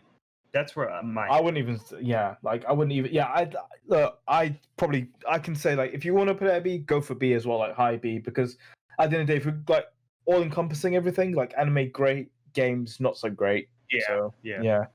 Sims, are Design you okay with B? great. Design, definitely. Chikorita looks great. Sims, would you be okay with the B? Yeah, 100%. Okay. Now we're We've getting just. into- I'm never getting invited back after this transgression. Yeah. He's so pissed. What about Cyndaquil? Come on. I know. Cyndaquil goes at S. Straight Cyndaquil's away. S. Yeah. Yes. Kumail, 100%. Easy. S. Easy. That was easy. Don't even need All to right. talk about it. It's just there. No? What's next? Where's he at? Can't- Totodile. Come on, Yeah, baby. there he is. I couldn't find him. There he Alright. is. Totodile. Where's Totodile going? I'm S. gonna 100%. I'm gonna fight for my rights party. S. Listen, Daniel, S. right? You haven't got a chance in hell. All right, Totodile is by far one of the. I like him. I just don't know if he's an S. He's tier. an I'll S. let you learn how to hack and kick you off your own Yeah, show. like, nah- do not do this. Like for me, Totodile was my I was like gonna say, favorite gonna say starter. Yeah. he's your favorite starter. I was gonna Yeah. say A, but I mean, Oh. if we I mean, Which have- think about the anime, right? Totodile, very energetic, very happy, very hyperactive, you know, and in the games as well as a Feraligatr. I mean, look at Feraligatr; he's a fucking alligator. Like, he's great. He's great. I Yeah. just don't know if he is anywhere near those top 5 right now. he's the best. You know what I mean? Okay. Okay. He's the best. mean, Come on, you give me this. I know I've already asked for Pikachu as well, but give me this one as well. I'll I've put him in it. Natalie. put him- I've got Natalie texting me over and over and over again about Totodile. So Actually, oh look, see, there we go. Natalie's spoken. Like, Okay. I'll put him in S. I was saying A, but he's great. I love him. So that's all Gen 2. Mhm, We're on to Gen 3 now. Which one do we want to start with for Gen 3? let's go with Torchic. Okay, we'll do Torchic. Blaziken, great Pokemon. Love me a Blaziken. I don't know if I like Blaziken more than Charizard or Typhlosion. That's like in terms Which is of fair. against fire. Yeah, So I might say A with Blaziken. I do really love Blaziken. but why wouldn't you Really? just put an S then with all of? I know it's gonna be like all the Pokemon at S and they got Chikorita at B or whatever. But like, Yeah, I think we need to knock some because I don't know if everything. I here's don't agree why. with that. Here's why I'd say Torchic's S tier, right? Anime wise, like Maze Torchic. That's all I have to say about that. Game wise, it's got an ability called Speed Boost, which at some point, like if you play competitive Pokemon on Very Pokemon Showdown, they had to ban it because it was just way too good. Very good. In terms of move pool as well, very diverse. Firefighting, very great. So that's why I'd put it at S personally, and it's got Mega Evolution as well. So it's like, yeah. I mean, I do find it hard to argue. We can put it in S. I do find it hard to argue against S, but don't worry, I will have somewhere I'll be putting them a bit lower. Okay. But I think Torchic deserves some love. Actually, do. Here's some news for the show. There's a Torchic and May figure being made by a company called Kotobukiya. So I'll be buying that too. So Cool. Again, S. Cool. He gets my money. Who do we want to do next? Wait, why have you put it at B? You maniac! That's Sims. Sims, you're muted. That's Sims. What am I putting it to? Sorry. Yes. Oh. We have so far it's everybody at S except for Chikorita, which is a B. Now we're at what do we Yes, Mudkip? yeah. And S. You want to do Mudkip next? I heard you like Mudkips. Who, me? Yeah. Well, it's a meme. It's a whole meme, but Oh, I don't know what you mean. He tried so hard as well. I'd also put it S, but I know you don't want to go S. So what I I'd say would about say yeah, I I'd would put it, and that's because like it evolves into Swampert. Mega Swampert's got Swift Swim, and I can't tell you the amount of times in Gen 6 where I just destroyed people with a Swampert under rain. So yeah. And Mudkip's just very cute, you know. I see. For me, what I'll say that knocks Mudkip is I think Mudkip gets worse looking with every evolution. I think Mudkip is a great looking first evolution, but I think kind of goes down. Yeah, I can totally get down with that. I know what you mean. It's the same way I feel like Rowlet, where Rowlet is just the goat. I don't And really everything like after that. Yeah, the first evolution for Rowlet is definitely the best. So I would say Mudkip A. Mhm. That's where I would be. I'll go with A. And then I forget the name of this stupid Pokemon. What's this Pokemon's name again? Which The one? grass one. The grass. Trico. Yes. Oh my god! I can't believe you just said that. I can't believe you just said that. Like, Natalie's so To be upset. fair, I have the same moments where like I'm looking at the Pokemon like shit. I know. Yeah, there's so many. 898 So at this point. Natalie has spoken. Like I can't. I don't know if can I play the clip, Natalie? Like Let us know. Trico, I don't think we have a leg to stand on. In terms of anime, like Ash's Trico was really cool. So- like Hold on. always. No, I don't know if it's gonna play. Trico is the best starter Pokemon. He is an S. I have spoken. There it is. Can't Wow. argue. I That's guess executive power. You know, She's- like when you come to politics. I was gonna say A, but if we're all okay with it being S, we can put it. Yeah, Like, no, I I mean, think- like again, She it's doesn't no get paid, Pokemon so like let's solid. just let's give her this. Yeah. I was gonna say A, but okay. Honestly, So- she really likes his Pokemon. Like she drew. I have to show you some art, Kumail. My I'll co-host- have to just get you in touch with my missus, and you can talk to her. Like, it's My like- co-host as well is like a huge Trico fan, so I think he wouldn't have forgiven me if I didn't put it at S. So I'll put it there. But yeah. All right, let's move to the next gen. Who are we gonna start with here? Let's start. Turtwig, I'll tell you why Turtwig. Turtwig goes down at B. Maybe I even a C. this is the gen I like didn't like. I like the look of the third evolution. Torterra, yeah. Yeah, but it's not a good Pokemon. I think Pokemon honestly- Diamond, if you picked Turtwig in Pokemon Diamond or Pearl, that's playing that game on hard mode. It was fucking impossible. It was horrible. I've got so many flashbacks. So I'll put it at B because, like, yeah. I was going D, to be honest. I was going D. I do not like this Pokemon very much. I really, like you said, Torterra's got such a cool design on it, and like grass ground type is pretty cool as well. Can we at least put it at C then? Because like, Okay. Yeah, we can't looking at disrespect Chikorita it being too there, much. it's not better than Chikorita. So no, definitely not. Can you guys Uh, see I what I'm think- doing? I just realised. I Yes. have it. I See, think Kumail is watching. So C. Yep, C. Yeah. So let's move to what's the monkey's name again? Oh, Chimchar. Chimchar. Chimchar. Where's Chimchar going? If you haven't seen the best Pokemon on YouTube, it's I think it's by Video Game Dunkley. Watch that video. It's fucking hilarious. It's great. Chimchar goes at an A for me. An A? I was thinking B. Ash's Ash's Infernape is why I say it has to go at an A. because that does a lot of the heavy lifting. I also like hatched a shiny Chimchar and like 5 eggs in Gen 6, so as well it's pretty fun. Firefighting type pretty cool as well. But That's a good type. I mean, we already have a better firefighter, but yeah, I'd probably have to say A. I don't mind. Sims, what do you think? This is the Diamond and Pearl, isn't it? Yes. Yeah. I don't think I played them. But look at it right now. What do you think of the Fire Monkey? I like the fire. I'm all about these fire monkeys. Let me tell you, I like the fire monkeys are talking my language. Like, he's a monkey and he's on fire. I will say that I've got like the Homer Simpson. It learned some good moves. Thunder Punch. You know. Natalie says no. She says yuck. Oh, yeah, no. I'm thinking B, but I would be fine with an A. Fine. Natalie's spoken, so we'll have to put it at B, I think. Okay, we'll put it at B. I just got then we got the awesome penguin. I love it. Oh, Piplup. Fuck yeah, Piplup. Yeah. Piplup's good. Piplup's good. A. Absolutely. I think Piplup's an easy A. That's exactly what I was going to say. I think Piplup. I love Piplup's final form. The like Imperial, whatever it's called. Napoleon. Yeah, like it's a fucking water steel type. Like, how cool can you get? And he just looks like a boss. You know. So cool. I think it's an easy A. Easy A. Yeah. So now we're starting to get into it here with these next few. Oh, Mudkip's still unranked at the bottom. Mudkip. Oh, he didn't grab Mudkip. Mudkip's an A, Sims. If you didn't grab Mudkip already. All right, so now we're gonna go. Yeah, put it next to Piplup. Yeah, next to Piplup. Now we're at Snivy. Yeah.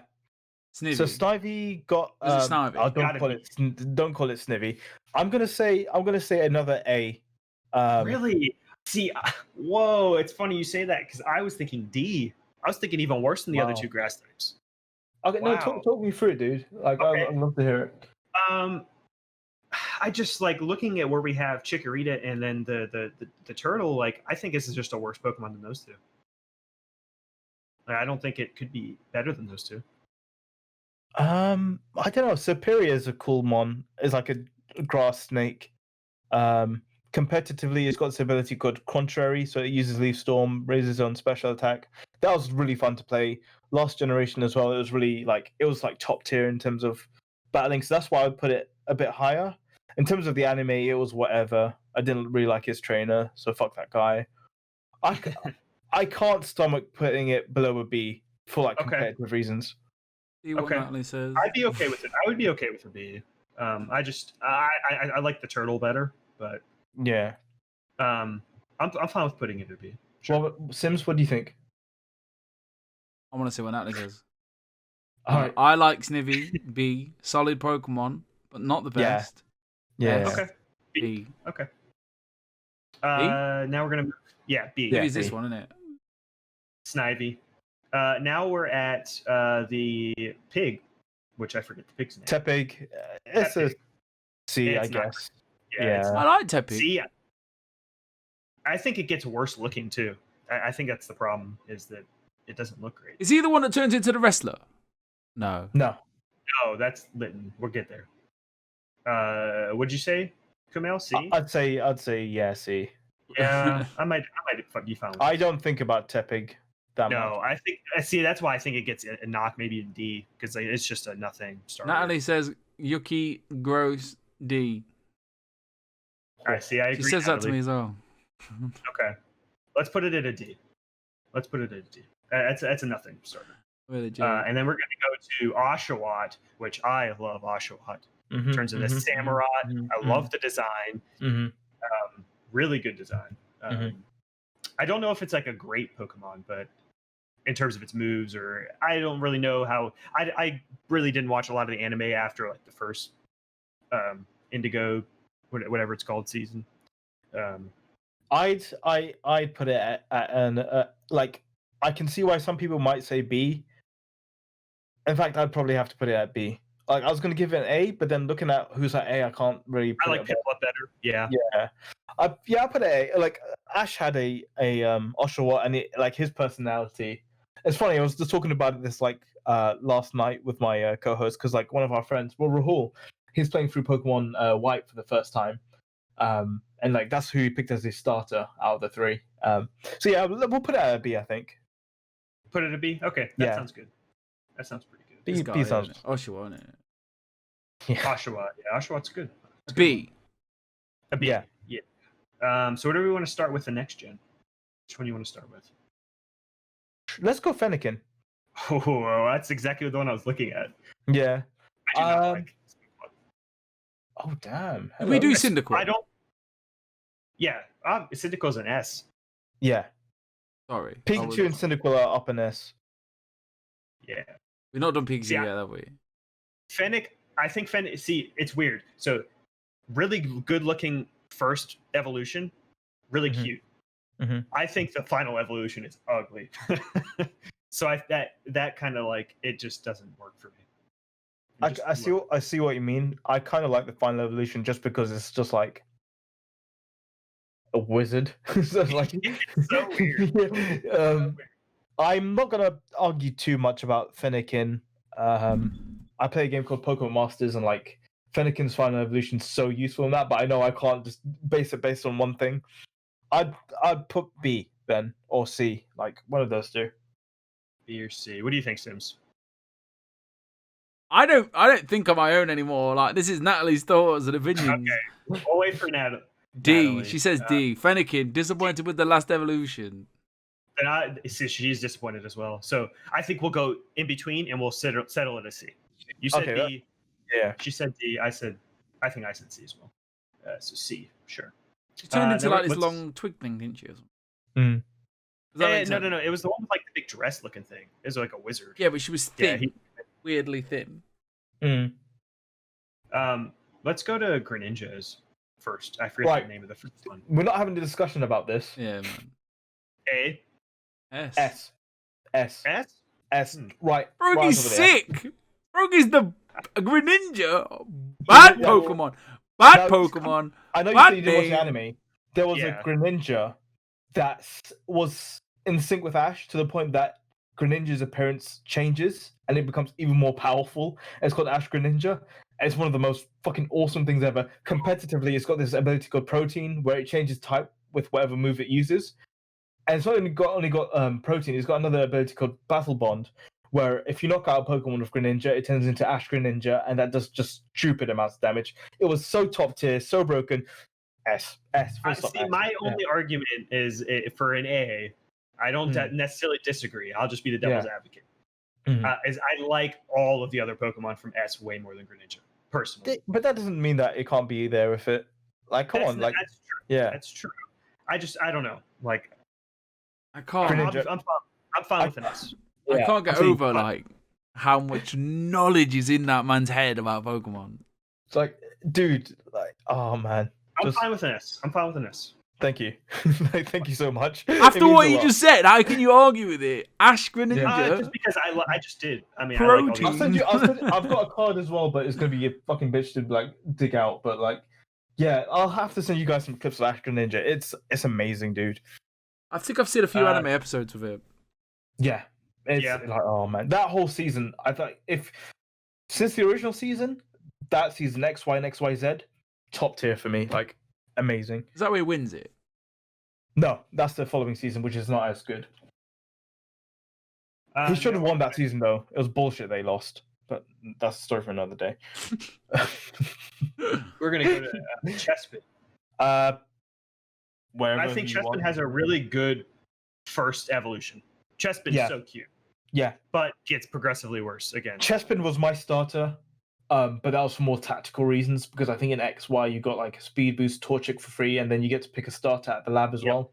So I'm like, yeah, I'd probably put it at like a C or a D. I'm not was that thinking bothered about it. I was Yeah. thinking D.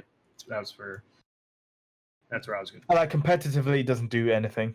D or C? Sets up spikes, so like, Yeah, I'm gonna say D. I'm gonna say D. yeah, Well, yeah, D's fine with me.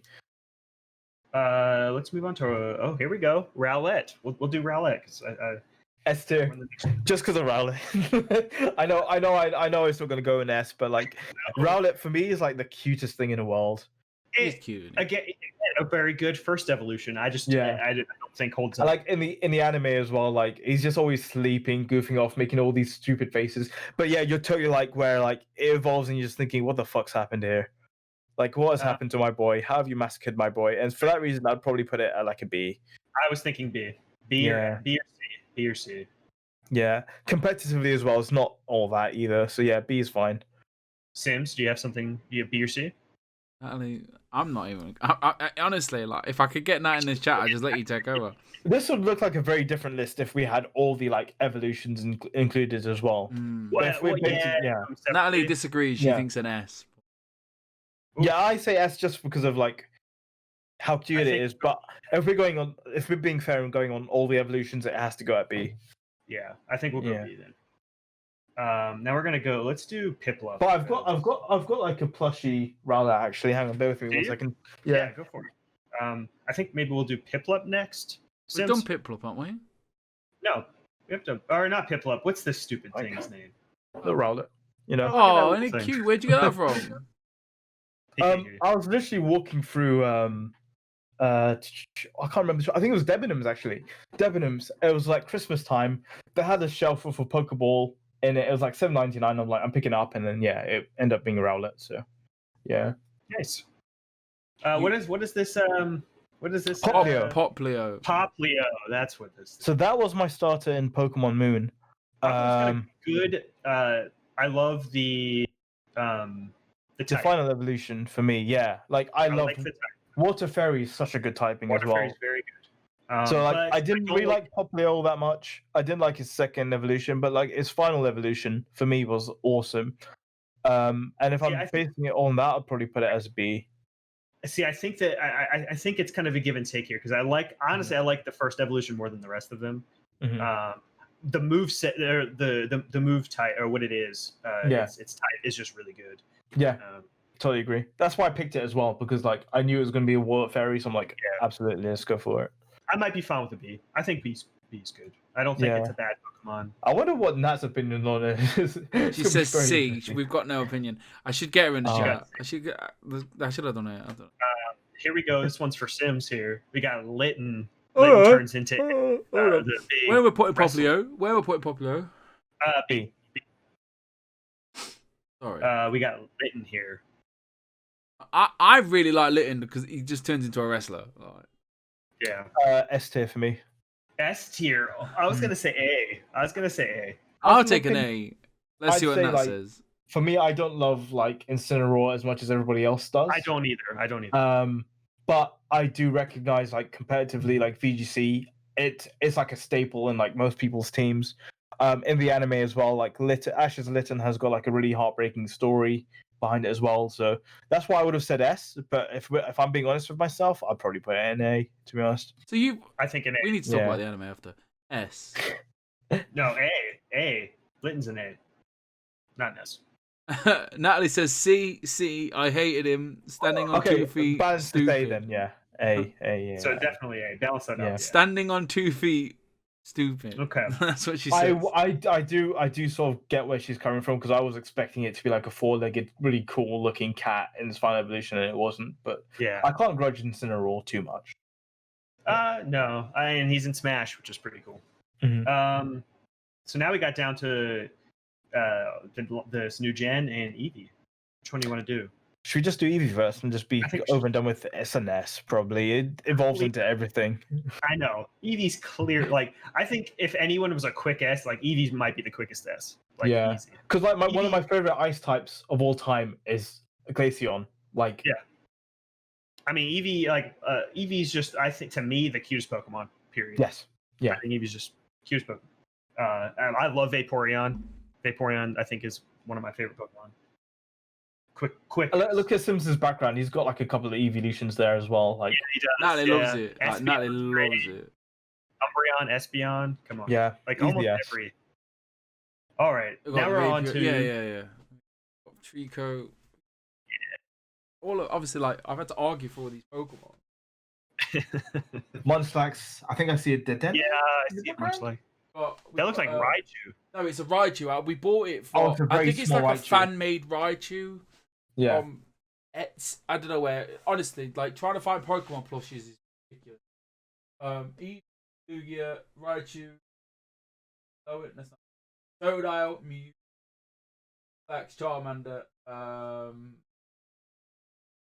There's Trico. Oh, right? Mimikyu. Yeah. Rico, I can't tell. Espeon. Oh, I see it now. Yeah, it's really hard to know. Vaporeon, and then we've got Grookey, Scorbunny, and Sobble. Nice. Speaking of Grookey, Scorbunny, and Sobble, Nice segue. who do we want to start with? So my start was Grookey. You want to start with Grookey? Okay. I was Grookey gang. Grookey gang. Rillaboom's cool and all. It's got a very good ability now with Grassy Surge. It's got a very good move pool. But I wouldn't be able to put it at an S. I'd probably give it like a B. Or I was thinking C. A, but yeah, I'll go for a B then, I think. Yeah, I was thinking C. Yeah. That's I'm not crazy about Grookey, this first evolution. Like, I think the final's like okay, it's like a big dude with a drum, but yeah, I think it's unique as like a final evolution. Sims, you got something to say about Grookey? I like all three of this gen starters. Like really? Okay. Natalie says all three are a bit shit. So what do I know? I think me and Nat are in the same boat, but. Sobble is so cute. She says Sobble was so cute. His last evolution was meh. Very meh. I think that puts Sobble just as a post starter very low. As like I think Sobble gets worse. Looks pretty bad. I think it's a pretty good Pokemon, kind of in general. We're putting Eevee at S, Grookey at B. Sobble I'd probably put at C or a D. I really don't care too much about Sobble, to be fair. I think a C is pretty good. Yeah, I think Sobble's a C. I'm fine with Grookey being a B. Scorbunny's. I pick Scorbunny. It's a potential S for me, Scorbunny. See, I love Scorbunny's first evolution, but I'm not crazy about the other two as much. I really grew into its final evolution. It's not bad. I'm not saying it's bad. I just don't like it as much as this first evolution. I love this first evolution. Scorbunny. I think what did it for me is because like I went into Sword and Shield not knowing that. Well, the Pokemon Company did really good with this game in the fact that they didn't reveal too much about the Pokemon in it, so there was a few surprises. Unless if you wanted it, you could find it though. You could find it. I was waiting for Sarah to have everything. I was just waiting.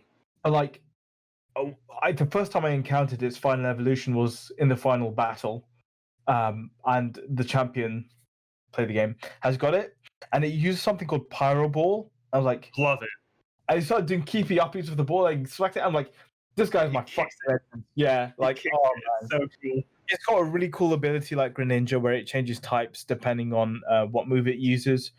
I'd be tempted to give it an S, but I'm not gonna like boycott your podcast if you put it in an A. But I'd probably say definitely S. But what does Natalie say?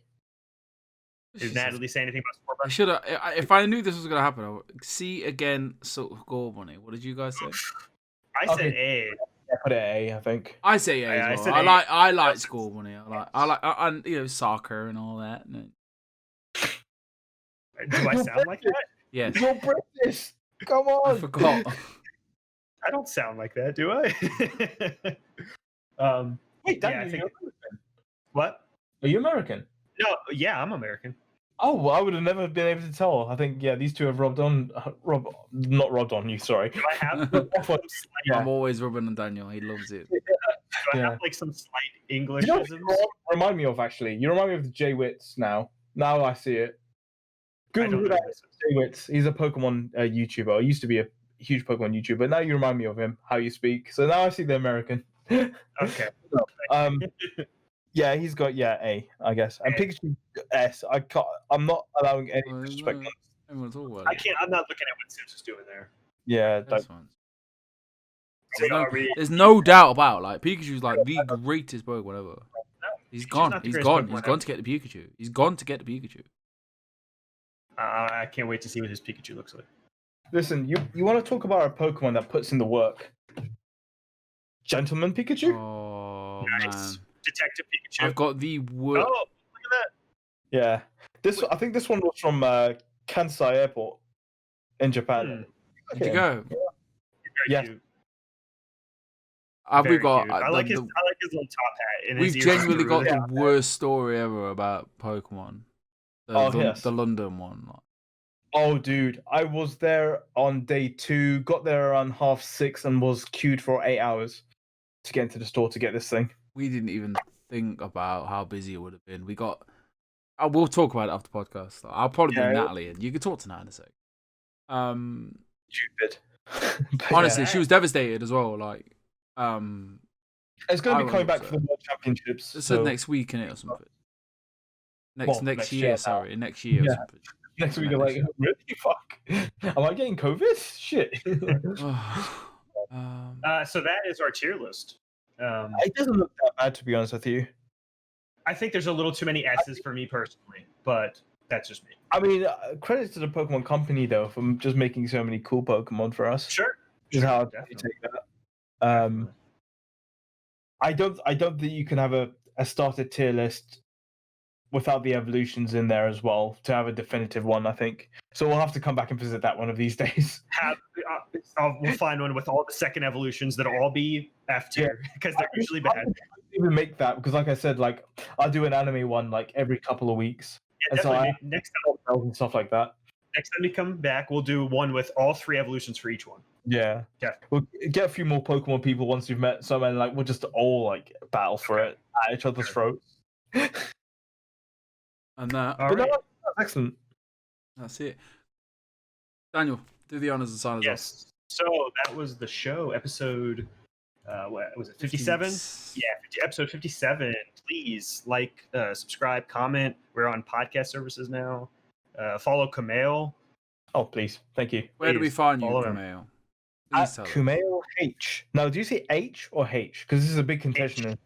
H. Oh, see, I say H, but everyone gives me shit for it. And like Mike Bethel also said, like, no, you're wrong. It's H. I'm like, H. I can't argue now. But yeah, Kumail H, Kumailh. You can find me at simplysassyvids.com. You can find me at thepokeramble.com. Thank you so much for having me. It's been real fun. I hope so. Great guest. You've been a great guest. Oh, thank you.